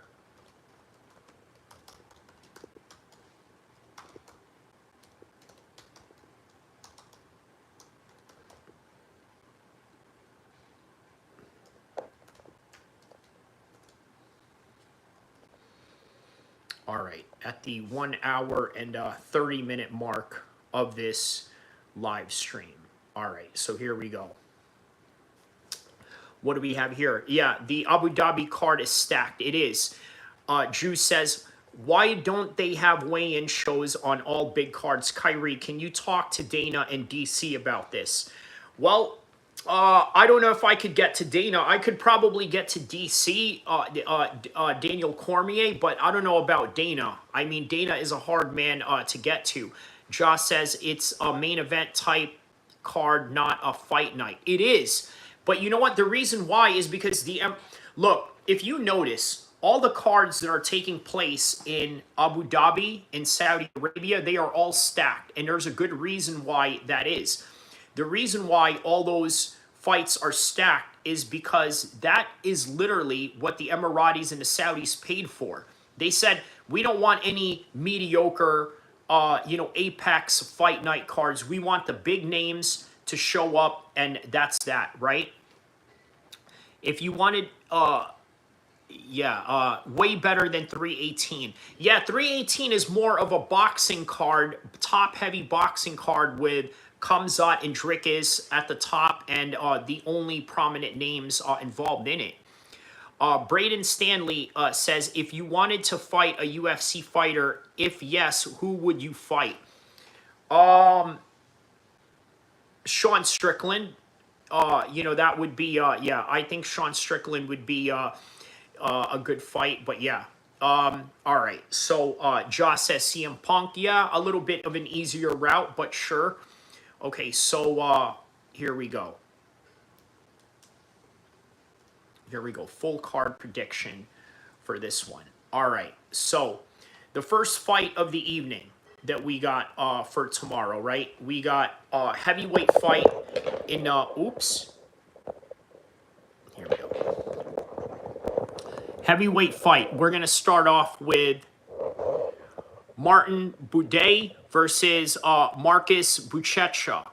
what is this? 5'3" at heavyweight? Is that accurate?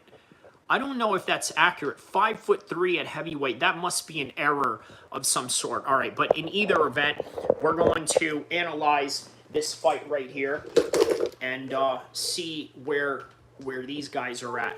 Okay, so first let's look at Martin Buday, right? 6'5" from Slovakia. Doesn't have a Wikipedia page, but we can go to his Tapology page. 15-2. Martin Buday. Okay, has 6 wins in the UFC. Coming off of a loss against Shamil Gaziev. No shame in that. Shamil Gaziev is probably one of the top heavyweights right now that's on the rise. But prior to that, has a Kimura over Josh Parisian.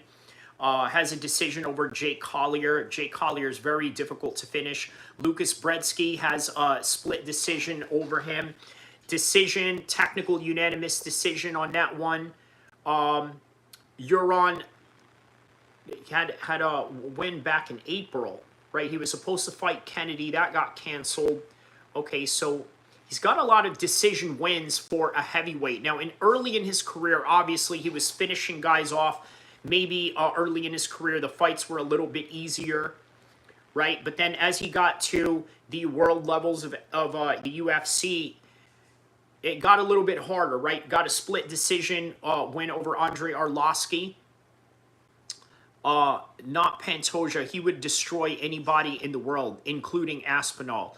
Josh has a 5'3" gigantic midget versus a 6'5" with a 15-2 record. Actually awesome, right? Kind of gives you a bit of a, a UFC 1 type of, feeling, right? Okay, so let's get to Marcus Bucheshi, okay? Apparently, 255 pounds, 6'3". I'm sorry, that was a typo. He's not 5'3", he's 6'3". Obviously, I knew that was an error because there is no heavyweight out there that is 5'3". I mean, can you imagine? I mean, that's just obesity in a nutshell. So, okay. This is going to go to I think Bucheshi is going to get a submission win on this one somewhere in the 3rd round. Okay? Now, this is a jiu-jitsu world champion. Okay, has a lot of great submissions. Has had nothing but submissions all throughout his career, honestly, right? He's got 1 TKO win. Has 1 loss against Umar Kane in ONE FC. Yeah, so I'm gonna go with this guy by 3rd round submission. So the first fight of the evening, I'm going to give this to Bucheshi. 3rd round submission. That's my official prediction for that one. All right, next fight coming up in the card. What do we got next coming up in the card right here? Movsar was supposed to fight in this card, but obviously that got scrapped. Okay, so Muhammad Yahya taking on Stephen Nguyen. Okay, so Stephen Nguyen.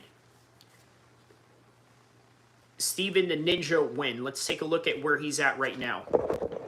Stephen Nguyen, 9-2 in his professional record right now. Fighting out of Dallas, Texas. Let's see. Let's take a look at his 5-2 record right now. So Jarno Arenas was his last fight. He lost that by decision. Can't really take too much from a decision loss. AJ Cunningham knocks him out.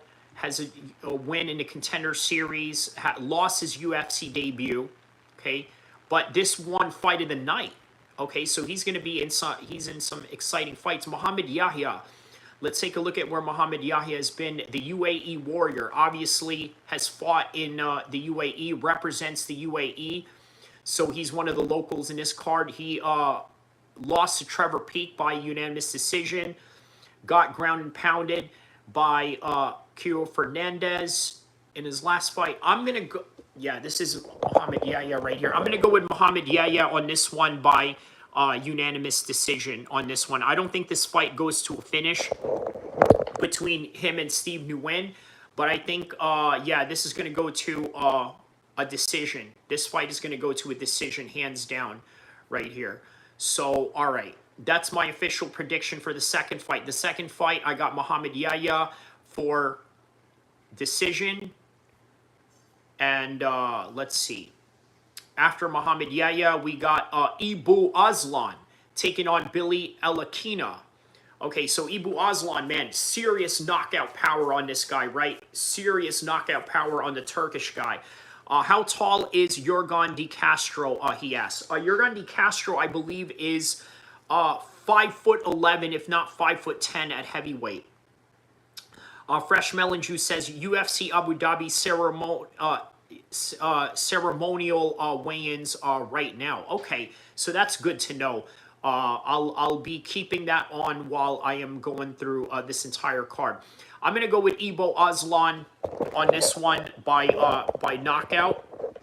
I think that he has great knockout power. I think that he could knock out Billy El-Kheer. Let's take a look at some fights that Billy El-Kheer has had recently.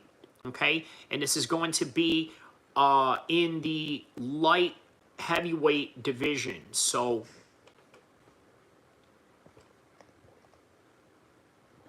let's get to his Tapology page here. Okay, so Billy El-Kheer. Okay, has been choked out by Bogdan in his last fight. Okay, split decision against Compton.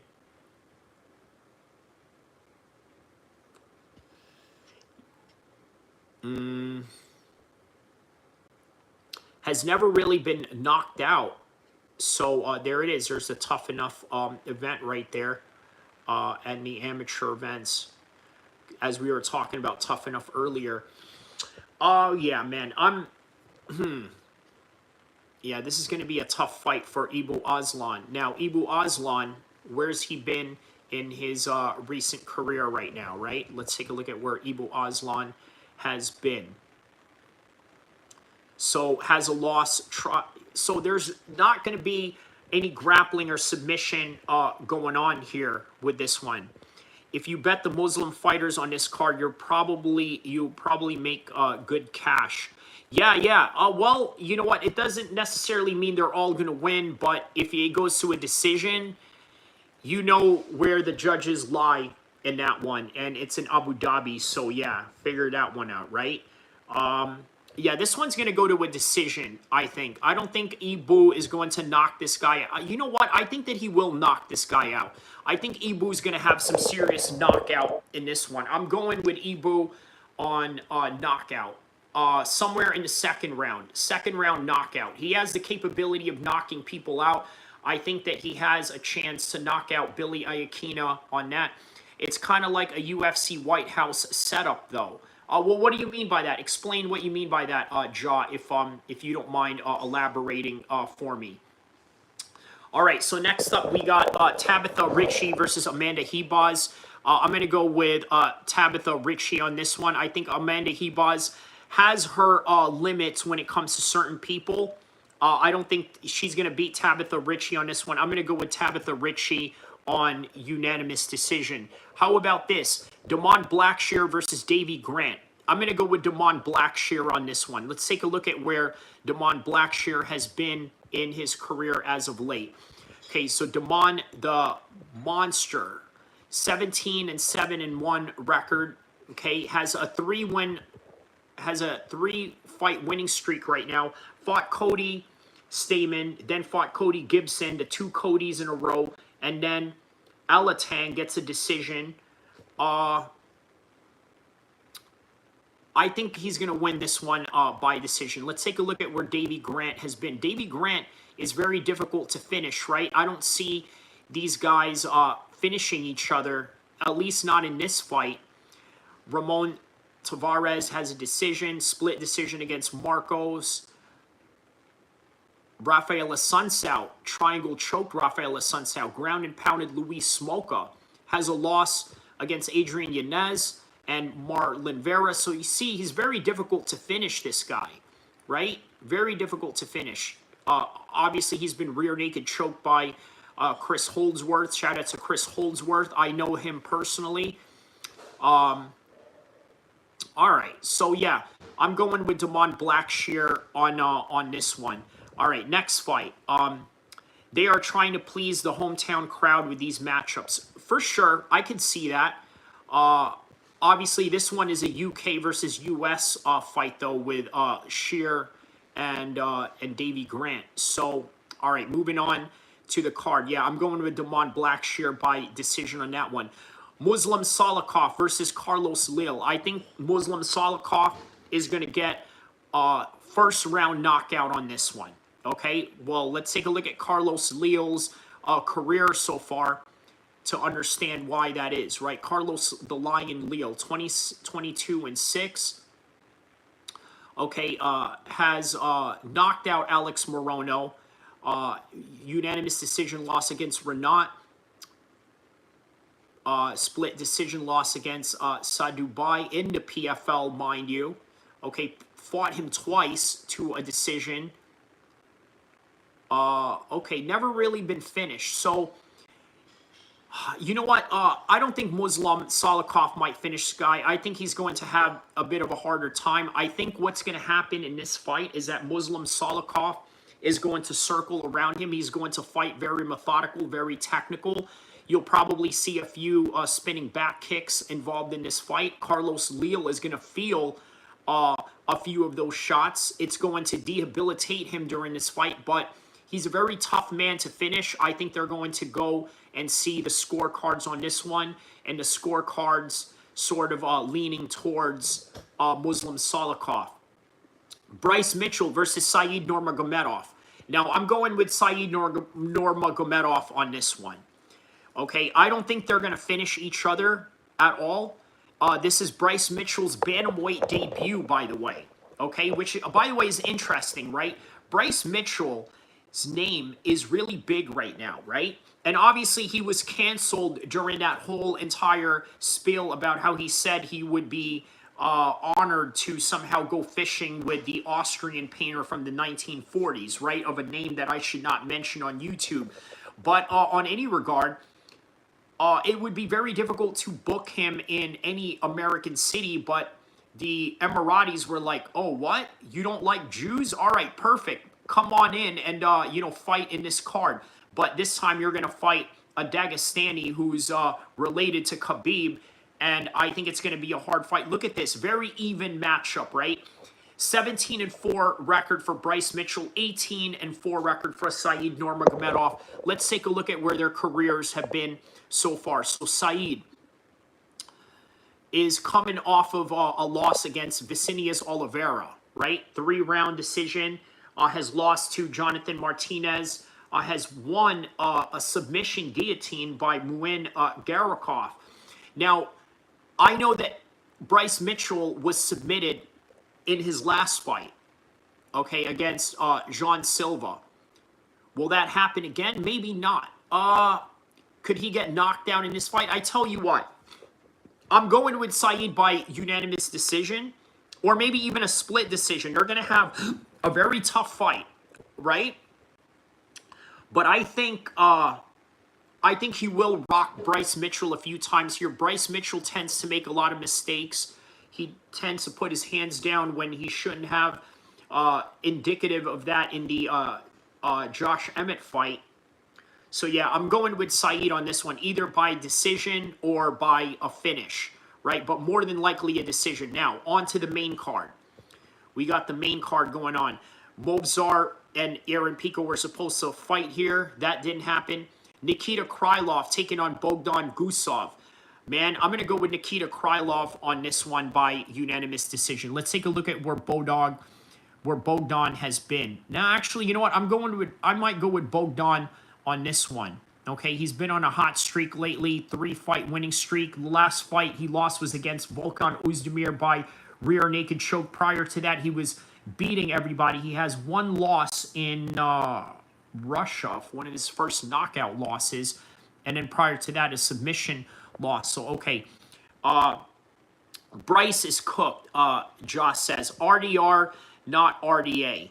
Okay. Bryce is speaking Arabic now, so maybe he wins. Yeah, that's crazy, right? A Russian journalist was speaking to him. He thought that he was speaking Arabic to him. And yeah, you know what? I'm going to pull up that clip real quick. Let me see if I can pull up that clip of him speaking Arabic.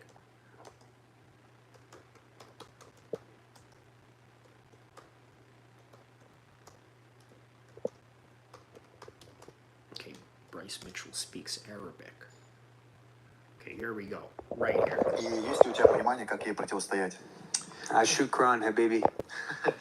Alhamdulillah. Salam alaikum, Abu Dhabi. He spoke Russian, by the way. Al-Fawz inshallah. Al-Fawz inshallah. Al-Fawz inshallah. Alhamdulillah. Thank you. I am from Russia. Oh yeah, I thought you were speaking Arabic.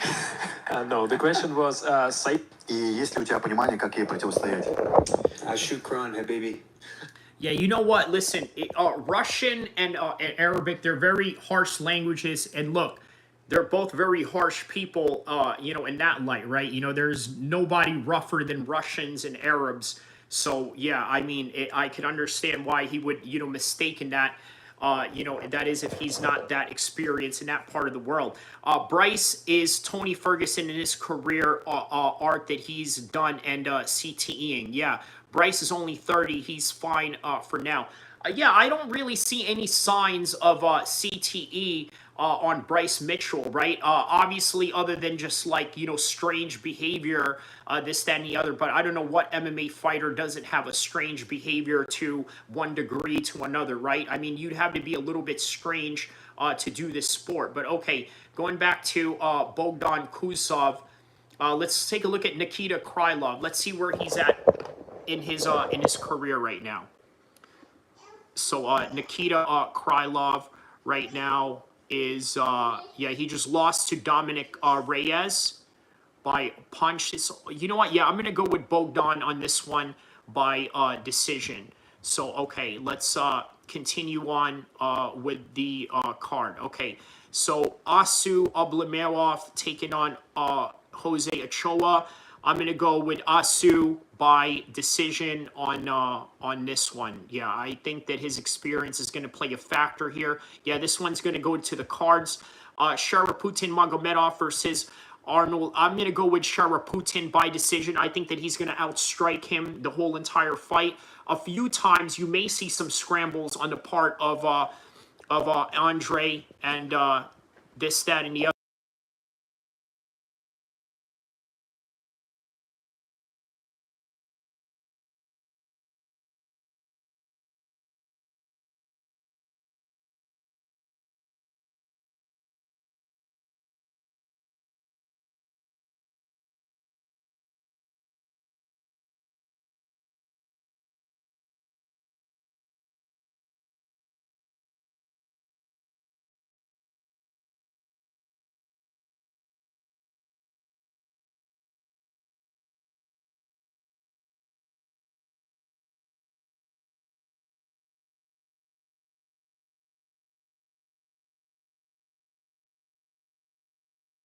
All right, sorry about that. Had to deal with a little bit of some technical issues there. Okay, so let's see. What did he say here? CT is dramatic, but I mean, without a doubt, if we break down CTE, actually is chronic, long-term traumatic exposure to trauma. Okay. He says encephalogy, pathology related to brain issues. Fresh Melon Juice says, why does he have his car seat in the... it's not a car seat, for crying out loud. It's a gaming chair. Josh says, all these fighters going to have a mild form of it over time. It actually a full-blown pathology is another thing. Fresh Melon Juice says, not John Jones. He's normal and a nice guy. Yeah, I don't know about all that. But yeah, so going back to Sharaputin, Andre Berlot, I think that there's going to be some good scrambles here because obviously Sharaputin doesn't use his wrestling as much as he should. But yeah, the scramble is going to come and play in this fight. And but I think that the striking overall is what is going to help him win in this fight. Now, Peter Yan versus Marcus McGee. I'm going with Peter Yan on this one. I think that Marcus McGee is way over his head on this one. I don't think that he's fought at this type of level so far. I'm going to go with Peter Yan by a decision on this one. Now, on to the main event. Robert Whitaker versus Reinier de Ridder. I got to be honest with you, man. This is a very tough pick. Okay, very tough pick. But I'm going to go with de Ridder on this one. He's bigger. Not only that, he has more championship experience, even though it's not in the UFC. And I think indicative of his performance against Bo Nickel, I could see him doing this to Robert Whitaker sometime in the third, fourth round, maybe by a stoppage of some sort. And also, let's not forget, he can also submit you. So don't be surprised if de Ridder gets a submission on this one. I think RDR takes him. People didn't see him in ONE FC. That's what I'm saying, right? So I think the fact that many people have not seen him fight in ONE FC, I think that is going to really surprise a lot of people when he beats somebody like Robert Whitaker, who is a champion, who was a former champion, but he's a former champion who is susceptible in losing to top-level guys. He's lost to Dricus because Dricus is a top-level guy. He's lost to Khamzat because Khamzat is a top-level guy. And de Ridder, I think it is de Ridder, Dricus, and Khamzat that are the top three right now. These guys he destroyed in ONE FC were legit, like Ong La In Song. Yeah, that guy is legit. That Myanmar fighter that you are mentioning, he's legit. He trains with Kamaru Usman as well. So he's very much legit in that regard. So yeah, I'm going with de Ridder on this one by late stoppage of some sort, right? So with that in mind, guys, I want to give a little housekeeping notes before I head out, right? This has been a good live stream, but I want to give you guys a little bit of some housekeeping notes. I have a video out right now regarding Money Moicano refusing to take money, some settlements, right? It's right here. Well, it's right here. I'm going to show you right here, right? Go check out this video right now that I have. Okay, this video needs a little bit of some help right now. So, yeah, please go give that video some help. Give it a view. Give it a like. Subscribe. And, yeah, please don't forget to hit the subscribe button as well. Also, tell a friend to tell a friend. We are on the road to 1,000 subscribers. Currently at 957 subscribers, on the way to 1K. Let's get to it. Ong La was a multi-division world champion, and I think RDR was too. And that kind of tells you the type of competition that these guys come from, right? ONE FC is so underrated. On top of that, you have to understand these guys take steroids over there, so that makes the competition even better. No, Juma, today, take us with you. You want me to take you with me to Juma today? All right, we'll see if we can make that arrangements. But, you know, obviously every week I have a different, thing going on. You know, sometimes I do go to Juma every Friday, but I don't know if I'm able to take you with me. But let's see. My MMA organization name is TuFF.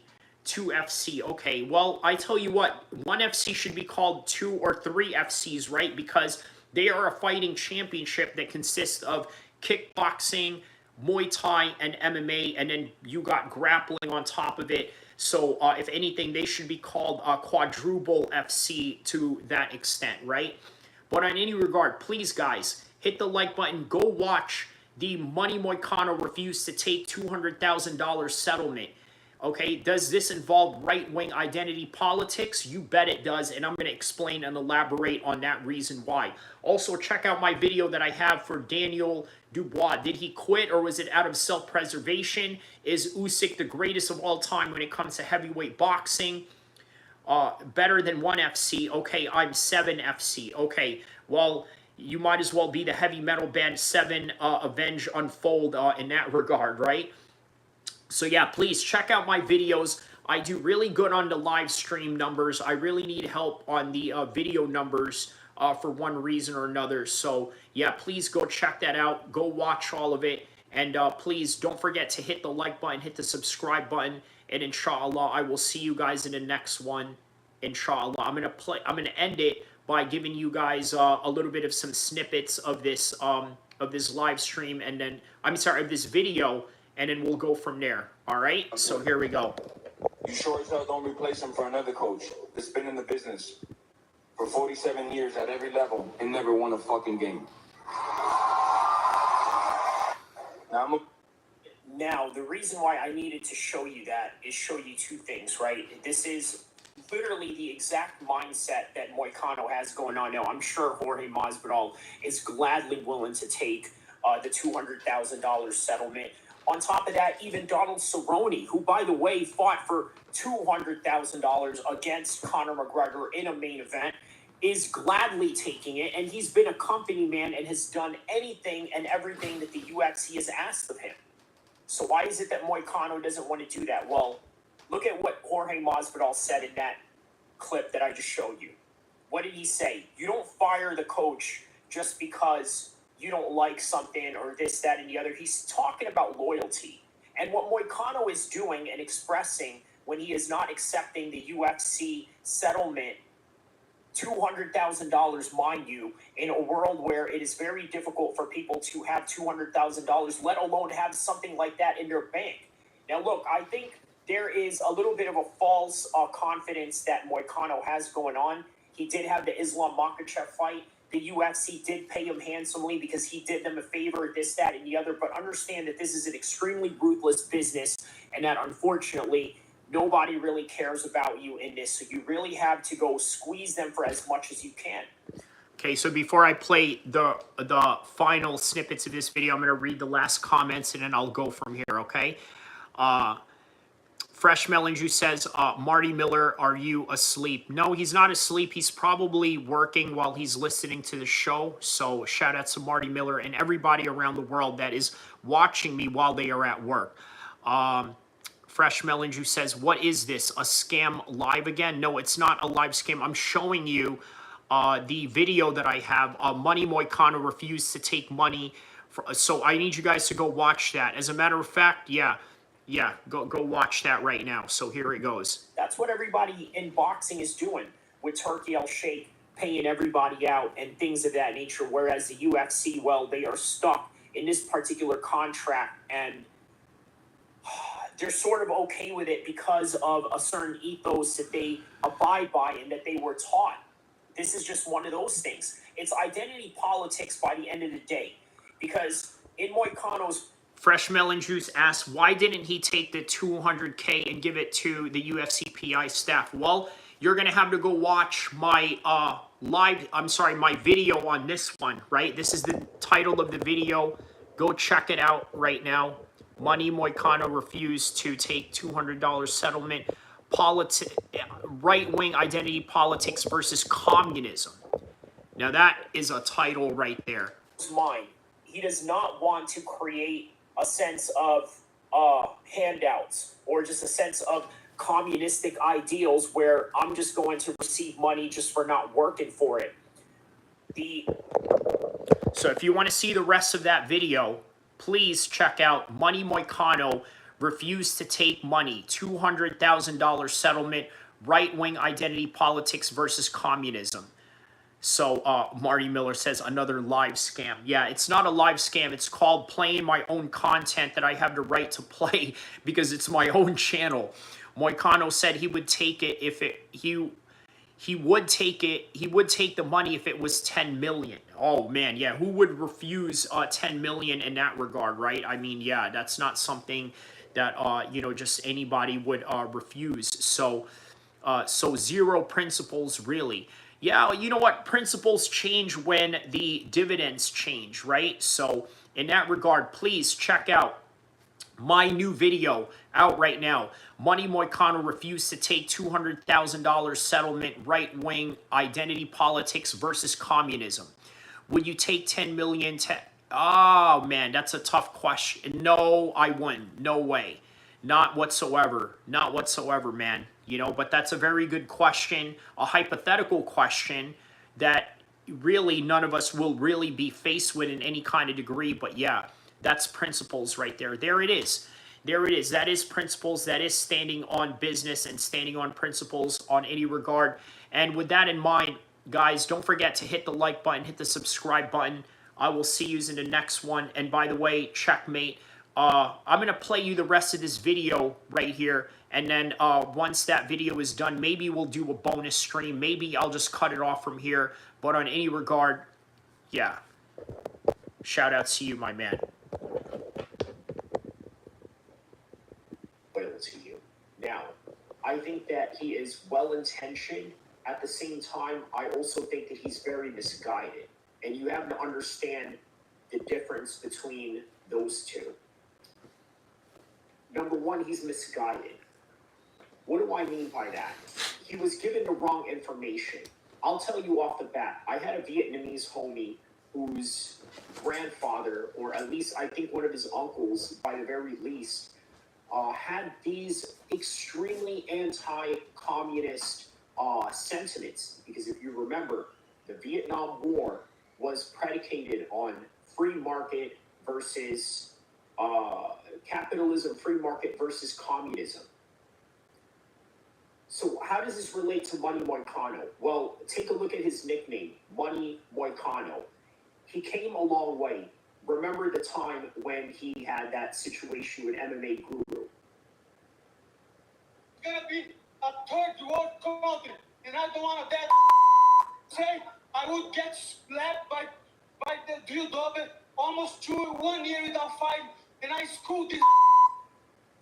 So a couple of things to take from that post-fight interview where Moicano had beaten Drew Dober. He calls out MMA Guru. He says, hey, you're an effing pig, yada, yada. You didn't believe in me.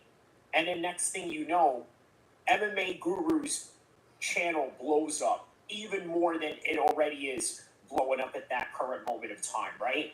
So as a result of that, Money Moicano started seeing, you know what, there is an opportunity of business partnership, collaborating with this guy. And as a result of that collaboration, this is where Money Moicano started picking up a lot of MMA Guru's, how do I say this, ideological understandings of the world. Let me show you what I mean. Like, first fight was 2K and 2K and everyone's talking about fighter pay. Dude, people are going to do shit for money. Like, that's just how it works. You know what I mean? Like, why are people complaining about that? Like, there's no obligation to pay them a lot of money. If they're dumb enough to do it for that much, then that's what they're going to do for that much. People need to keep the same energy with minimum wage for the entire fucking world. Well, there you have it. Among other things, I've also heard MMA gurus say that it's better to keep the fighters at a low pay, because if you do, then you're going to keep them hungry. And as such, you constantly build up all these compelling matchups that you are getting. All right, so if you're still tapped in, I got a bonus. I got a little bonus content for you right now. I'm going to do what I would call an outro monologue. That's what I'm going to do. I'm going to do an outro monologue right now, right? To talk about some things. So let's see here. I'm going to put this on the timestamp right now. Shout out to everybody around the world that's still tapped in to this right now, because I'm going to talk about all the things that we just talked about right now, and then do a little bit of a life lesson monologue and what have you. So, all right, we are at 2 hours, 10 minutes. Okay.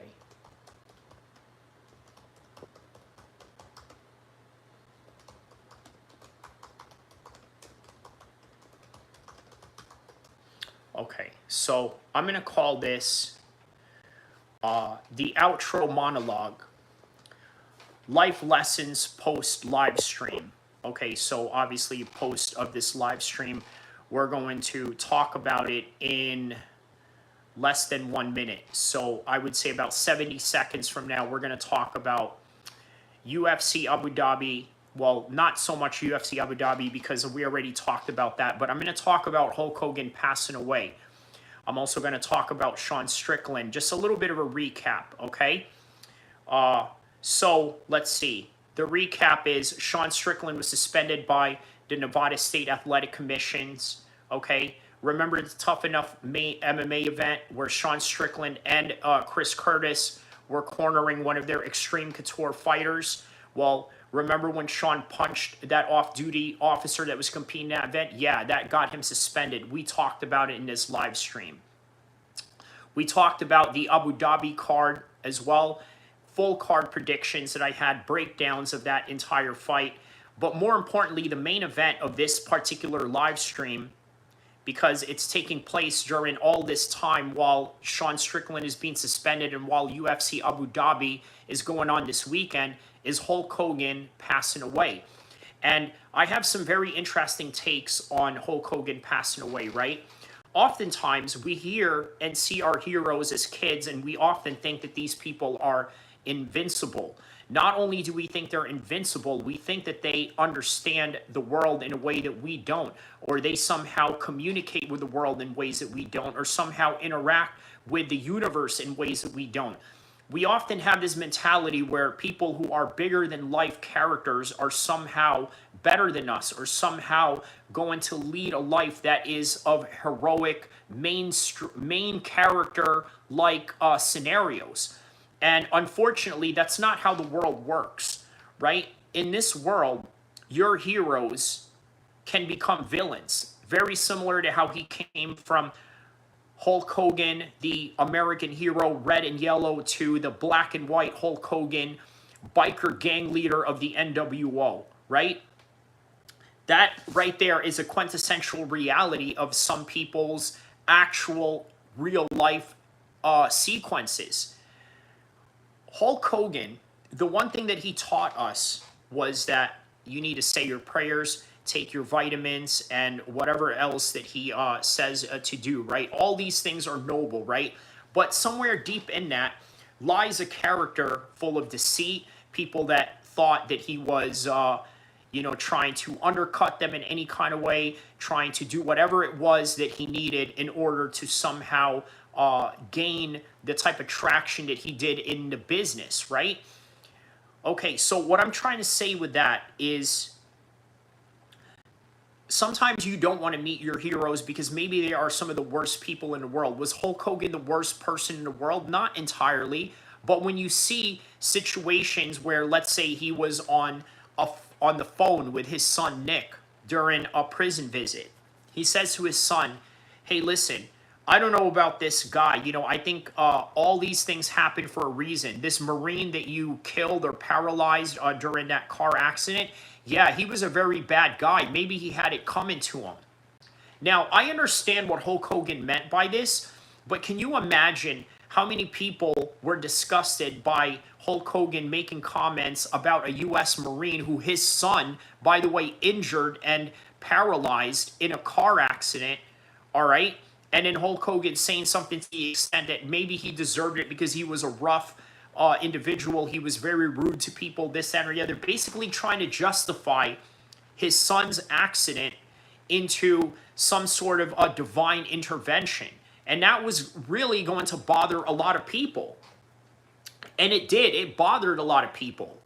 So what I'm trying to say is that in the end, no matter how rich, no matter how powerful, no matter how famous you are, sometimes your death and your end can end in ways that is a whole lot worse than what people would have expected, right? Like, for example, look at Epstein. Did he ever expect to have ended his life in that kind of way, living this life of extravagance? No, of course not. How about Hulk Hogan? Did he know or suspect that this was his ending to a certain degree? No, he probably thought that he was going to grow up to see his grandchildren or Brooke and Nick have, kids or this, that, and the other. That's not how it ended, right? But by the end of it all, after his divorce, obviously he found someone new. He gained a new chapter in his life, and then he thought that he was just going to start all over again. But little did he know, while he was starting over, he was cutting himself right at the end of his life. So unexpectedly. So yeah, man. Daniel Hamid says, keep up the content stuff. Man, thank you so much, Daniel Hamid. Shout out to Daniel Hamid from the UK shouting me out on that one. So it's interesting Daniel Hamid came in here while I'm talking about this, right? Because if you guys follow him on any of his social media, one of the biggest things that he always talks about is legacy, leaving behind legacy, right? And I want to talk about that a little bit, because what's important for you guys to understand is that nobody really cares about your legacy when you die. I'm telling you the truth. I know that many of us think that we are, you know, the biggest thing in the world, or the cat's meow, or we have some egos because we are content creators, fighters, and things of that nature. By the end of it all, I promise you 100 years from now, nobody will care about what you did. And I know that sounds grim, that sounds harsh, but that is the reality of the situation. Okay, nobody is going to care for you by the end. It is you who comes into this world alone and naked, and it is you who leaves this world alone and naked when you pass away. So that's really what it is. Marty Miller says, I was actually thinking the other day, because of Hulk passing away, that's really the truth. Kamzat, the fake Kamzat says Pereira or Adesanya. In terms of what? I think they're both dead even right now. So they are both dead even. So yeah. Daniel Hamid says, best to build stuff on your name, then people might remember you. Well, okay. So I'm going to pin that comment by Daniel Hamid. So Daniel, you're right. It is best to build stuff on your name, then people might remember you. But even with that, people won't remember you, right? There's a lot of historical figures that have done great things all throughout centuries, and you don't hear of them anymore, and there's a good reason why. By the way, guys, all of you that are tapped in, don't forget to hit the like button, hit the subscribe button. Humble Man 420 says, you seem like a good guy. Man, hope you're having a blessed morning, brother. You as well, man. I'm having a very blessed morning. We had, let's see, how many people that tapped in with us today? Like 500 people already tapped in with us. So yeah, it's been a very good day, to say the least. So Marty Miller says, yeah, but look at everything Hulk has done in a couple of days, and no one will talk about him again. That's very true. People still remember Muhammad Ali. Very true. You know what, Daniel Hamid, that is very true. People still do remember Muhammad Ali, but you also have to remember there's a big portion of society that does not know who Muhammad Ali is. I think Muhammad Ali is well known, for as well known as he is, but then there's also other people that don't know who he is. And it actually depends on the legacy that you leave behind. That's true. That's true. But I think Muhammad Ali was a very exceptional person. And that's another thing, too, that we have to understand, right? Because Hulk Hogan honestly believed that he was a lot more special than anybody else in wrestling. And quite frankly, it is a reason why he's had so many backstage incidents with many people, is because of the fact that he thought he was way bigger than the program, right? And at one point he was bigger than the WWE, sort of like Conor McGregor at one point being bigger than the UFC. But to a certain extent, all of that candle flames out at some point, and that's something you have to understand. Daniel Hamid says, look at Tupac. His legacy is still at the top today, and he died when he was 25. I'm going to pin that comment right there. That is true. Listen, I often say that if you go to most MMA or boxing gyms, the one common music you will hear is Tupac. If you go to an MMA fight or a boxing fight, the most common music entrances have Tupac. At least one fighter in every event has a Tupac song. In all the fights that I've been in the regionals or in Muay Thai or in MMA, right, there wasn't one fighter that didn't walk out to a Tupac song. Daniel has fought before, right? He's fought in white-collar boxing shows. You tell him, Daniel, how many times have you heard Tupac songs play during these fight events? And how many fights have you seen all throughout the world where there was nothing but, you know, Tupac songs from one fighter walking out to the next fighter walking out, this, that, and the other, right? So, yeah, man, it is a very important figure in the world of music, and you know, his legacy does still live on till this day. Kamzat says, do you agree that Shara Magomedov is the best striker right now? I think he's the best Dagestani striker. I think that's the most fair assessment that I can make about him, right? Yeah, I would say that he's probably the best, striker in terms of the Dagestanis. So, yeah, I would say so. Yeah, any questions that you guys have, you know, let it rip right now as we end to the, what is this? As we end to the live stream, as we are on the verge at the end of the live stream. So yeah, just ask any questions you want in some comments. Daniel Hamid says, yeah, pound for pound, have his music was played. That's what I'm saying, man. Any MMA boxing event at any level, pro, amateur, white collar, you know, semi-pro, exhibition, you name it, they are playing Tupac songs. Humble Man says, I love DDP. I hope DDP beats Kamzat. Okay, I'm a sub, bro. Shout out to you, my man.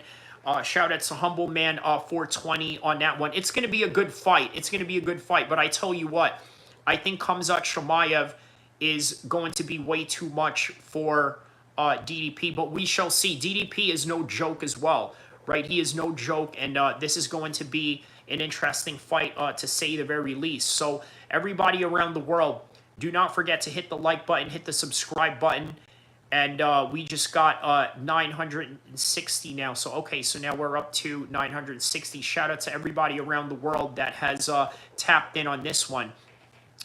Daniel Hamid asks, have you heard of Ali Tazim, a great fighter? Yeah, I've heard of Ali Tazim. What about him, Hamid? Let me know what you want me to know about him, or what you were going to say on that regard. So, bro, Topuria or Makhachev, comes out, says, I'm going to go with Makhachev on that one. Humble Man 420 says, I think you can't train for DDP. He'll be the best middleweight, at least I hope. So I'll tell you what's interesting about DDP, right? He trains at high elevation in South Africa. He trains in high heat as well. This is very good for your stamina.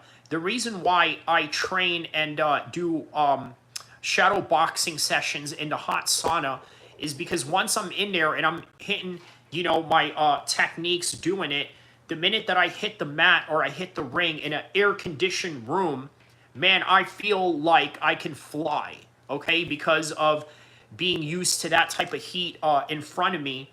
And then obviously training in high elevation helps as well on that regard. Daniel Hamid says his legacy is still strong, and inshallah his legacy will exist for centuries to come. Now, do you mean Ali Tazim, or do you mean what's his name, Tupac? Let me know who you meant by that, Azim. Fresh Melon Juice, stay on until you have 1,000 subscribers. Let's grind. Everyone, have your friends subscribe. M1 rate and stream incoming. What is that? M1 stream incoming. What is that? Getting all the strange looks in the sauna. Yeah, do it. Okay. Yeah, I don't know if I can stay that long, but yeah, I will definitely stay as long as you can. Ali Tazim. Okay, let's look up Ali Tazim. Let's see here. Just so I can give you guys a little bit of some context. So Ali Tazim, WBC to pay tribute to Ali Tazim. Let's. This is from the WBC right here. So for those of you that don't know, Ali Tazim was a boxer that had passed away too soon, right? This is him right here with Amir Khan. He's out of the UK. So WBC pays tribute to Ali Tazim. I'm going to read to you guys this article right here, Marathon Stream. Only 40 subs away. That's right. That's crazy, isn't it? let's see. I appreciate that fact, dude. DDP has great cardio, and the heat does help probably more than he realizes. I love when our environments help form us without even realizing it. So I'm glad that you mentioned that, right? So Daniel Hamid, the guy that's on the stream right now, you know, he did white collar boxing in the UK, right? Obviously, the UK is big into boxing, right? So he's in a great environment to help cultivate whatever it is that he's trying to do in boxing, right? Whether it's trying to get a white collar championship or trying to get an amateur championship or trying to get a pro championship, whether it's regional, domestic, or international or world level, right? So he's in the right environment to do that. Living in Sacramento, I'm in the right environment for MMA. That's the reason why I have an MMA channel. That's the reason why I got into MMA, is because of that reason. Does our bruv Zain Musa boxing dosage train? Yeah, he trains. He's trained with Hamza Shiraz before. So, you know, he definitely has some good, boxing people to train with. I'm curious to see how Bright looks at 35. Man, time flies so quickly. He's already 35, huh? What do you expect from Bryce tomorrow? What do I expect for him tomorrow is same thing what Mr. T said to Rocky pre-fight. Pain. A lot of pain. So, speaking of legacy and how time flies, this is Ali Tazim right here. The World Boxing Council has paid posthumous tribute to the young British boxer Ali Tazim, who tragically died at the age of 18 in a car accident in April 2022 near the city of Birmingham. Tazim, originally from Wolverhampton, was considered one of the most promising British boxers, with a brilliant amateur career in which he won 15 gold medals in 51 fights. He had signed his first professional contract weeks before his death. Okay, so he signed a professional contract weeks before his death, which kind of goes into this subject that we're talking about with life lessons, right? You never know when you're going to go. His explosive style and discipline had led him to be compared to Amir Khan. By the way, that's the reason why you see Amir Khan in this picture, pictured with him, you know, to that degree. So,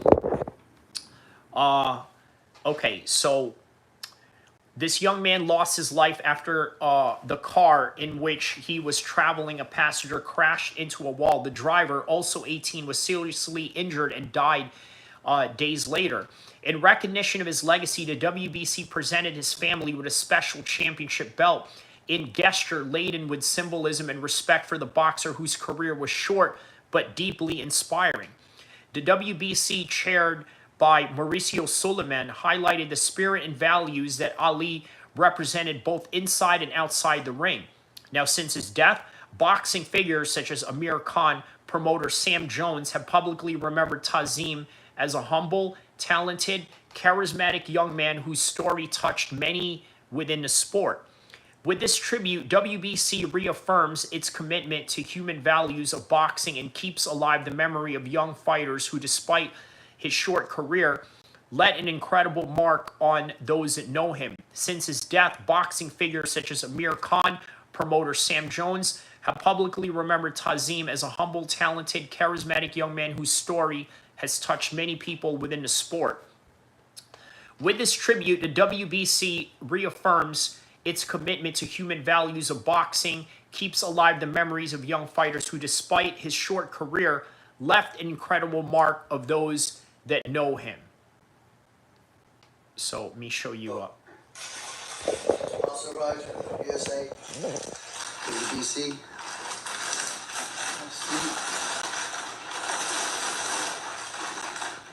WBC bag. Wow. Zoom into that, bro. Ali Tazim. WBC. Let's get it over.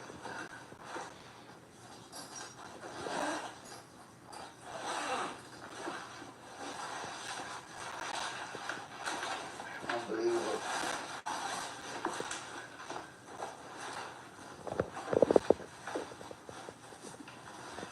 Wow.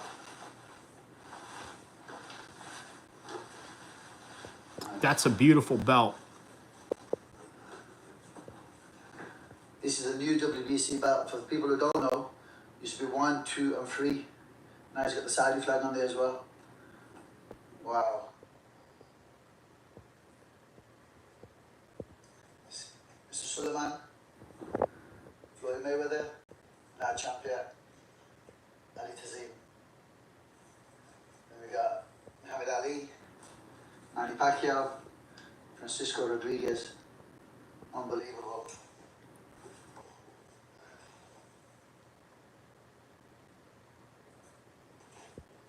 So a massive shout out to WBC, Mauricio Sulaiman, Sean Gibbons, Francisco Rodriguez, Manny Pacquiao for making this happen, man. You stuck to your word, Sean, and I respect you, brother. Brother for life. All right, so there it is, man. Yeah, shout outs to that tribute right there. Fresh Melon Juice says, it's impressive Bryce is in the UFC running his farm at the same time. Fresh Melon Juice says, Dagestanis take naps several times a day. I doubt Bryce can do that. Well, taking naps several times a day does help with your athletic performance. And if you want to see a fighter that worked on his farm while also being in the UFC, Brock Lesnar has done that as well while being UFC champion. And so did Matt Hughes. He did that as well while he was world champion. So, yeah, man, with that in mind, I think that is all that we have for this one right now. Everybody around the world, please do not forget to like and subscribe. You have already, obviously, we are down to 960 subscribers right now. We got about 40 left. 40 left. So, yeah, man, we're just going to keep it going from here. So, inshallah, we'll get to... Hopefully, we'll get to 1,000 before the Khamzat Chimaev fight. That is the plan, right? Have a good day, brother. Thanks. Hey, and thank you to you, Marty Miller. I want to give a shout-outs to Marty Miller, Fresh Melon Juice, Humble Man 420, the new subscribee. Daniel Hamid, thank you so much for tapping in all the way from Peterborough, UK. Khamzat, shout-outs to Khamzat, the fake Khamzat, I'm assuming. Obviously, I would, yeah, that's probably the fake Khamzat. But Ja, shout-outs to Ja. Shout-outs to, let's see, who else was here? Braden Stanley, shout-outs to Braden Stanley. Shout-outs to Fiji Water. Shout-outs to Ja again. Shout-outs to Marty Miller again. Shout-outs to... who else was here? Drizzy Goat, The Punisher from the UAE. Shout-outs to you guys. Shout-outs to Nevo B. Shout-outs to Young T. Shout-outs to Young T. Shout-outs to Jack Burdine. Shout-outs to Anes Khan. Shout-outs to Chavez. Shout-outs to Jenny Chavez.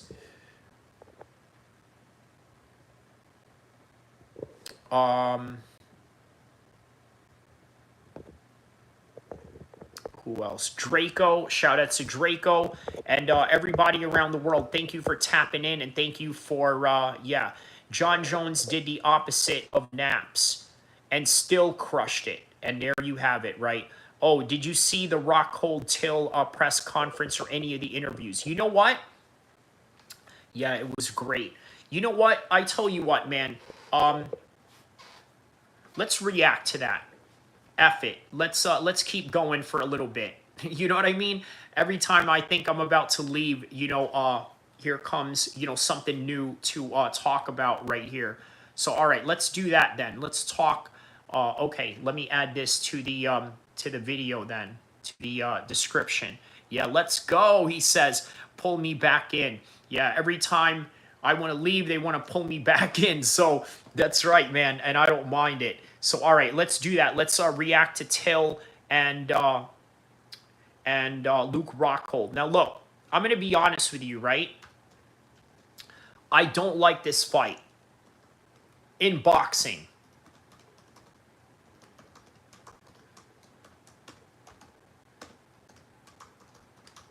Yeah, I don't like this fight in boxing. I'm gonna tell you why I don't like this fight in boxing. I'm gonna give about 1 minute, and I'm going to explain why I don't like this fight being held in boxing. Is Till the favorite? He is. Rockhold never disappoints. No, he doesn't. He never disappoints, man. Shout out to Luke Rockhold, my fellow Northern California brother. You know how that goes. But I might have to go with Till on this one. When it comes to boxing, look, okay, I'll explain in 1 minute. I'm going to let 1 minute pass, and then, yeah, we'll do it like that. So, versus Rockhold.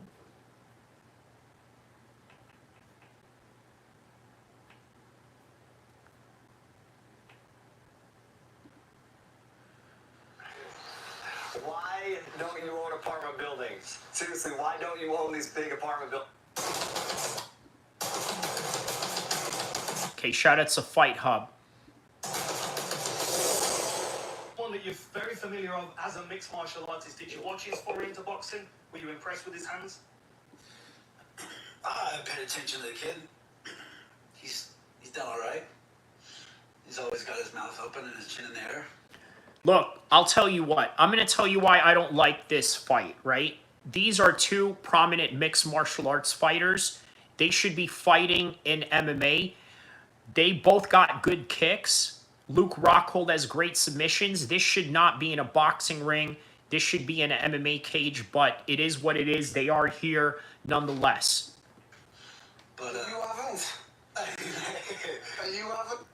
Yeah, Rockhold never disappoints. Till is the favorite. Nobody says Rockhold was better than Costa. Hawkhold.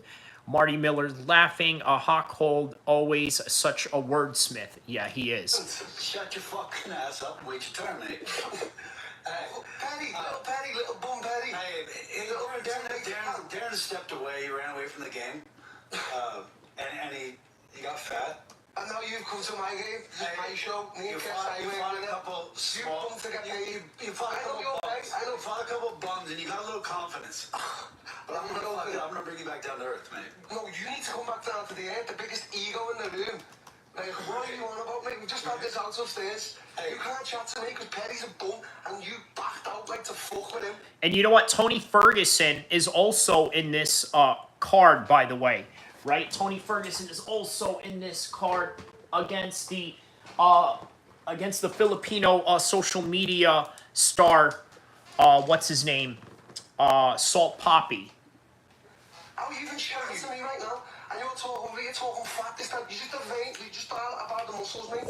Look, you know that. It's prideful. I can fight psychologically destroy you every time. You're already doubting yourself with me. You're already doubting. I know you are. You're studying every fucking move I make. Well, obviously, before everything I do. You should be studying everything. You've been asking every little question. What are you messing? I know who you are. I can see who you are. You don't really even need to see at the same time. Are you all right, mate? You gotta push to the limit. Your parents, Stuart, pushing to the limit. Mate, have you seen that and shoot the boulder head? You fucking go on and keeps it up with that with your chin, mate. You're chinny. Three things that are going to lose you this fight. I'm chinny, your ego, your pride, and taking out my 70-pounders. What? Have you Perry was a 155er and Perry didn't do nothing. Walked you, and bear in mind, Perry's a bum. Perry's just a crab. We're talking about Barry. Like Perry. Boxing bare knuckle, what's the difference, mate? It's a big difference. You should try. What difference? You've been offered many times. When he was putting it on you, you've been offered many times. When he was putting it on you, you shit yourself. You backed out, and you've got a knack of doing that. You back out to fights. And I'll tell you what I know. You're pride, and how much you love yourself. If you were a bar of chocolate, you'd eat yourself, mate. Are you joking? Hey, you're like Oscar De La Hoya wearing tights in the boxing in California. You're up to like I've got nothing else to do with but saying, and you're about you seem to believe I'm not working for this, man. No, I know you're working. I'm putting the work in. Luke, and you will understand. You're 45, like you're working, but your body's shutting down. I'm 32. You're 32 going on like 56. How? What? Because I've got a bit of belly on me. You should. What the fuck? Lifestyle. Absolutely lifestyle. Okay, your lifestyle. You're worried about how you look and your pride, and it's gonna get you hurt. And it has got you hurt. I'm ready to fight, man. I know you might be ready to fight, but you're over here like giving me all kinds of shit that I can't fight. Look, listen to what I'm saying. I'm gonna obliterate you on the theatre, and you know it. Upstairs I seen it, but yeah, you were confident when I walked in, and when I walked out, You were calling people from back home like, fuck, I need to I'm take it. calling people. Yeah? I'm calling. You're the one who's calling everybody, trying to figure out everything you can to build your I don't confidence need up. to figure out I'm gonna I bring. watch what you do. I watch gonna what put you you do. down. You don't live this lifestyle. You skateboard in California. You're more bothered about how you look. keep building You're your bothered about the confidence. ladies. But then again, the ladies, you're not even that good at you. Look what you don't to Demi Lovato. Like, she's awfully fucking... Do you know what I mean? He's bringing up Demi Lovato, which is crazy, right? That they're bringing this up. But this is the reason why Rockhold is in here, because, look, man, the man is, he's a social media guy, right? Not only that, he's a model on top of that, dating all these high-profile females, so... Come on, Luke.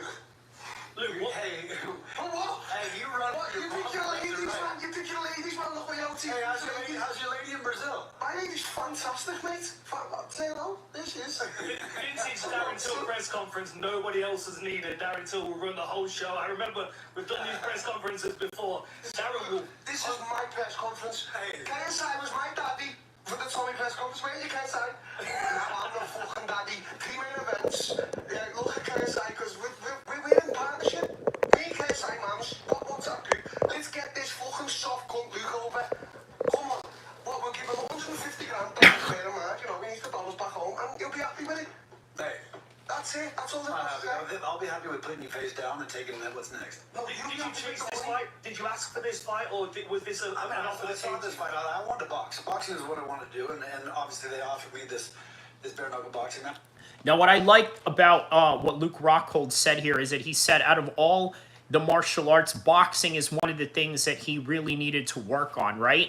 And this is a reason why he wanted to, you know, have this matchup, is because he wanted to basically work on his boxing. And I got to tell you, man, Darren Till is a much better boxer than that of, you know, Rockhold. But it will be interesting to see. This is why I say this is a much better matchup in MMA than it is in boxing, just because these two guys need to fight in MMA, because they're both MMA guys and they both have the skills to pay the bills in MMA. So National's not what I wanted to do, not what I was interested in, but it was a nice paycheck, and it was a learning process. And you know, this is what I wanted to do. I realized it was a dumb thing, but boxing is something I've done. Boxing is I've trained. I'm comfortable with. I've been in there a million times with some of the best guys in the world. And Darren's about to find out. And he has.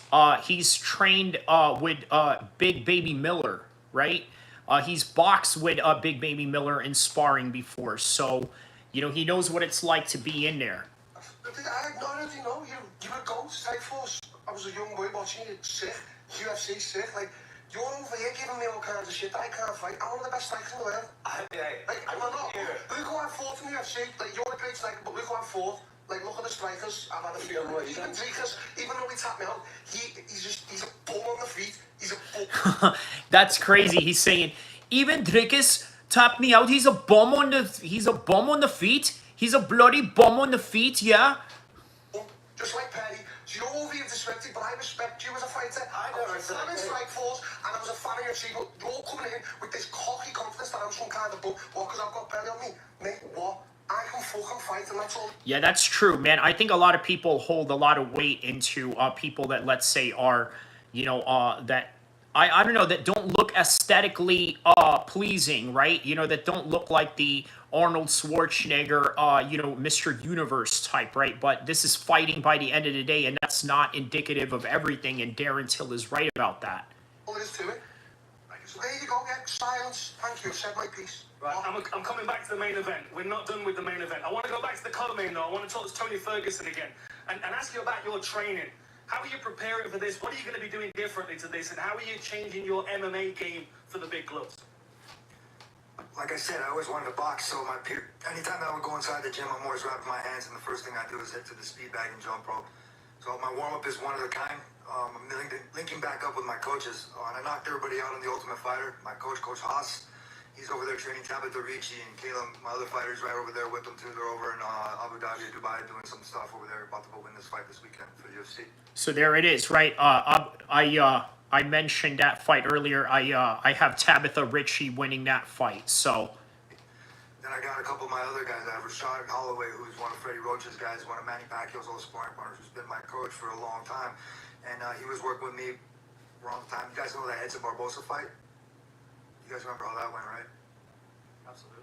So what I do is I surrounded myself around people that when pandemic hit, everything broke. And what I did was I went back and I put myself in a position where we started making amends and started making shit happen. So, now, to keep in mind, the pandemic was probably the downfall of Tony Ferguson's career, right? Because after that, he lost to Justin Gaethje, and then it just went downhill from there as time went on. Be prepared for someone that's not boxed before. Like, I'm sure you're going to watch his MMA fights, and I'm sure you're going to look for some technical abilities. Here's Salt Papi right here. It's going to be a challenge for you.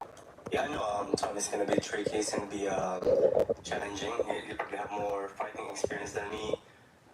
Better fighting IQ, but I'm going to be prepared for the best Tony. Stop overcomplicating your investment journey. Okay, so Nerko 101, shout out to you. He asked, what are your thoughts on Sharaputin and Mark?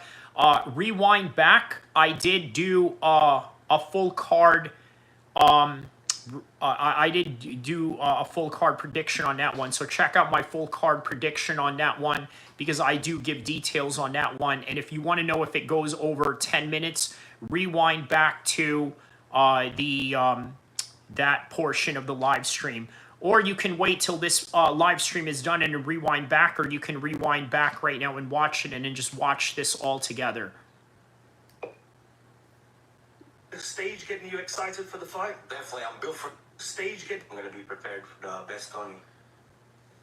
Numero, is this energy on the stage getting you excited for the fight? Definitely, I'm built for this, and I love drama, and I'll do anything I can to promote this fight.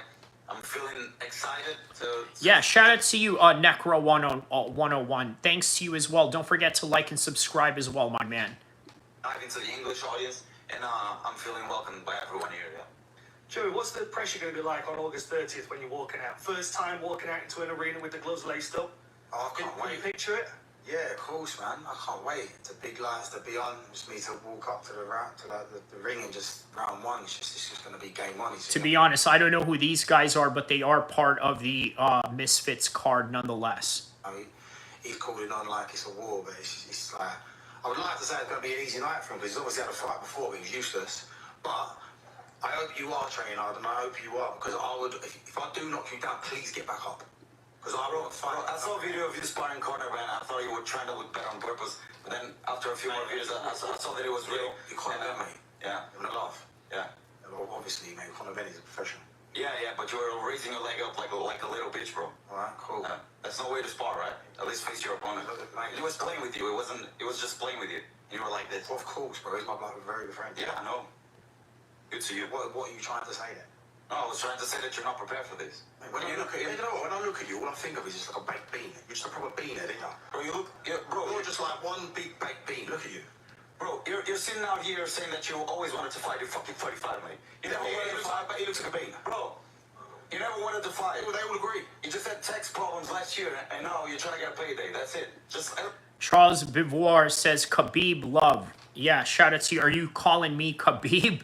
Let me know if let me know if that's what you were referring to. I get called Islam Makhachev, Khabib, or Khamzat all the time. So yeah, let me know, brother. I paid very well. I'll be honest with everyone. I'm trying to go by honest. Like I said, boy, trust me, you watch. Yeah, you see how your eyes look. Joey, you're in shape already. You're in shape already. I am, yeah. What have you been doing to prepare for this already? Just training, just discipline, just getting up. Whatever Tony told me to do, I do, I have to get up and just put steroids to you. Train at 10, train at 12, whatever I have to do, I'm there. That's it, really, just train hard. And I just believe this boy, he ain't training hard, man. He ain't training hard. You ain't training hard. I've got you like a bean, bruv. Yeah, I'm on vacation, man. Darren, you liking the fact there's some other beef on the stage? It's not just you. Yeah, I like it. I like that there is some beef going on here other than just Darren and Luke Rockhold here. Lucky Bag says, bro, he says, hi, how are you, man? Hey, guys, hit the like and subscribe button for me, if you will, please. Luke's not saying shit, man. Might have to start on beef with other people. You were calling people out. Like, you were on social media, you were asking for people, naming them. No one was taking it, right? When did Luke become an option? Well, Nate, the have staff fucking plum over there decided to ask me to fight us, and I beat that cross-eyed on the ale, and I just come back home, I was like, yeah, and then he just said he doesn't want to fight because he's an absolute stuffing head. And then obviously Luke took the fight. But now Luke's questioning himself if he should have took it. Because I'm on smoke with you, mate. I know whatever you want. You can go back to Ibiza. And don't forget we said upstairs because I've got something. He said, don't forget to go back to Ibiza. For those of you that don't know, Darren Till stole a taxi or an Uber in Ibiza and got arrested in, spent time in a Spanish prison. Off you, Father, we need that involved. Okay, it's like, please. Any time you want. You know, but you said to me before, I don't take any more, and I've never took any. What is it? You said to me upstairs, I don't take it anymore. Then you said, I've never took it. Tell me what you're on. I think okay, so all right, so what Darren Till is referring to here is that he said that back in the days, Luke Rockhold said something to him behind the scenes where he admitted to have taken certain substances. Now, what he's also saying is that Luke Rockhold is going back on his word, saying something to the effect of, well, it's not exactly what I took with steroids. I was using stuff that is allowed to be used, according to Luke Rockhold. We got a few fucking liars in the room. Get the father testing now. Come on, El-Kheer side. He's on something. Have you taken BPC 157? No, I haven't. I think everybody in this fucking room has taken. Well, I'm the only super fat ones, obviously, who's not taking it. So maybe I should, Lee, get me some fucking juice steroids. It's not juice, you dumb fuck. I know, because I wouldn't know what it is, but you're on it. Let's get my father today. I looked this way my whole fucking life, mate. No, you haven't. Yes, I have. How can you fucking look at the fucking dirty? Are you joking? Because I'm living life like you. I've just walked in the room and seen you with your top off, and I said to them, I might pull out of this fight, he's looking that good. Yeah, well, you know what I'm saying? You're on something at 46, you're on stuff. Yo, that's crazy. He said that when he walked in the room and took off his shirt, he looked like he was on stuff I might pull out of this fight. That is crazy for Darren Till to say. I know it's just banter, this, that, and the other, but it's crazy that he said it like that. I'm not coming here. I'm not coming here to fight and just to show up to paycheck. I'm coming here to put a stamp on what I'm doing and adding to what I'm doing. I'm excited to box. There's been holes in my game in boxing. Now it's time to close those holes. It's time to put you down and time to put you back in line and teach you a lesson. This sounds like a line from it. You're not putting me down if it comes chin to chin. You can't stop me. I can stop you, you're chin. Hey, are you ready to put you down? Are you most? Give me an assessment of his first boxing match. I mean, Darren, he has not changed. He's good if you give him space. No doubt. His chin's always up there. He comes up high. Every chance. Luke, you have no idea how. No one's seen me box. Well, you've never seen me box. You can only judge me from what you've seen. Well, I can judge you not boxing. I can judge you from MMA, and you haven't been working on the logistics of boxing. You think I'm not working on the logistics of boxing? You've been finding all I'm doing right now. And obviously that. And you know, I'm obviously not doing nothing. Well, you need but boxing. Every day. You're gonna see it. But the guys in the gym didn't text me on Insta to say you're missing the track. You're only doing 3 laps. See why you're doing so much homework. Well, obviously you were so on my ass. So, fighting the force, like force, UFC world champion. Off my balls. If I wasn't too studying about you, I'd be a fucking idiot. Everyone in here can... Yeah, that's true. You would be an idiot to not study your opponent. I agree with Darren Till on that. Lucky Bag says, what time is it there? It is 8:30 a.m. in the West Coast right now. You don't have to study it. I need to know everything about you. Yeah. So what are you expecting from him? As a fighter, what are you expecting from him? Give me a technical breakdown. MMA side of things. There's a time where I was in my primary was. Luke was a fucking Strikeforce world champion, UFC champion. But this is boxing, and Luke hasn't really been doing boxing. He's just been fanning around in the gym. I know he has, because I've been studying him. Because he's still the balls, mate. Oh, have you got spies in your head? I've never been looking like that, though. We need the way you've died your head, man. Have you got spies? Don't come off zesty. Hey, shout out to India. Don't forget to hit the like button and the subscribe button, will you, Lucky? Please. Thank you. Have you got a spy in your camp then, Luke? That's zesty talk right now. Not into that. Who's reporting on you in your camp, Luke? Who's letting him know what's going on? He's working every angle he can, but I haven't been training with the boys in a while. I'm in a boxing gym. I'm in Churchill Boxing. I'm with Connor Ben's coach, and I'm working every day diligently on my mechanics of boxing, and I'm boxing some of the best professional boxers around. Oh, I know big boys. I know you are. And I'm putting them on. And I'm putting them down. I know you do, man. And you're gonna, hey. Because I've been studying you, as you just said. So if I was I don't release what I do right now. No, Dave. No, you don't have to. Hey, you're gonna be my. teaching everything to me, and you've been missing track days. I have not been missing. All right. That's Let's get some questions from the media. Take your shirt off. You've been missing every day. I don't know that, mate. I'm on pies and fucking sparring, and I want to fucking kill you. That's what's happening. You're chilly. You're not letting me chilly. I'm chilly. All right, guys. Let's get into the questions from the media. Keep being lazy about. All right, he's only had one fight where he was chinny, and that was against Jorge Masvidal. Jorge Masvidal obviously caught him with that shot, and then that was all she wrote from there. So, all right, let's see the face-off right now.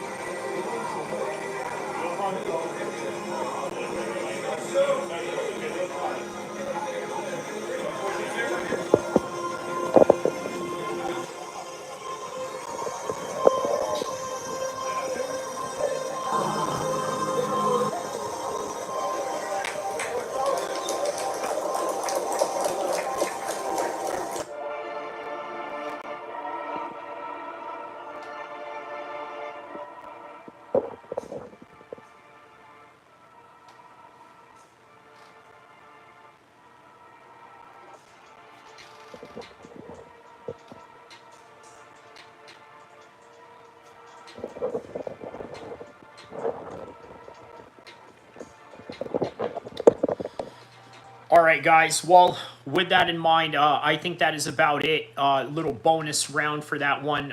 Press conference reaction to Darren Till and Luke Rockhold. Also, Tony Ferguson taking on Salt Papi in that same card. And guys, thank you for tapping in. Thank you for all those that have subscribed. Thank you for everyone around the world. Don't forget to like and subscribe. I will see you in the next content, in the next video, in the next live stream. Inshallah.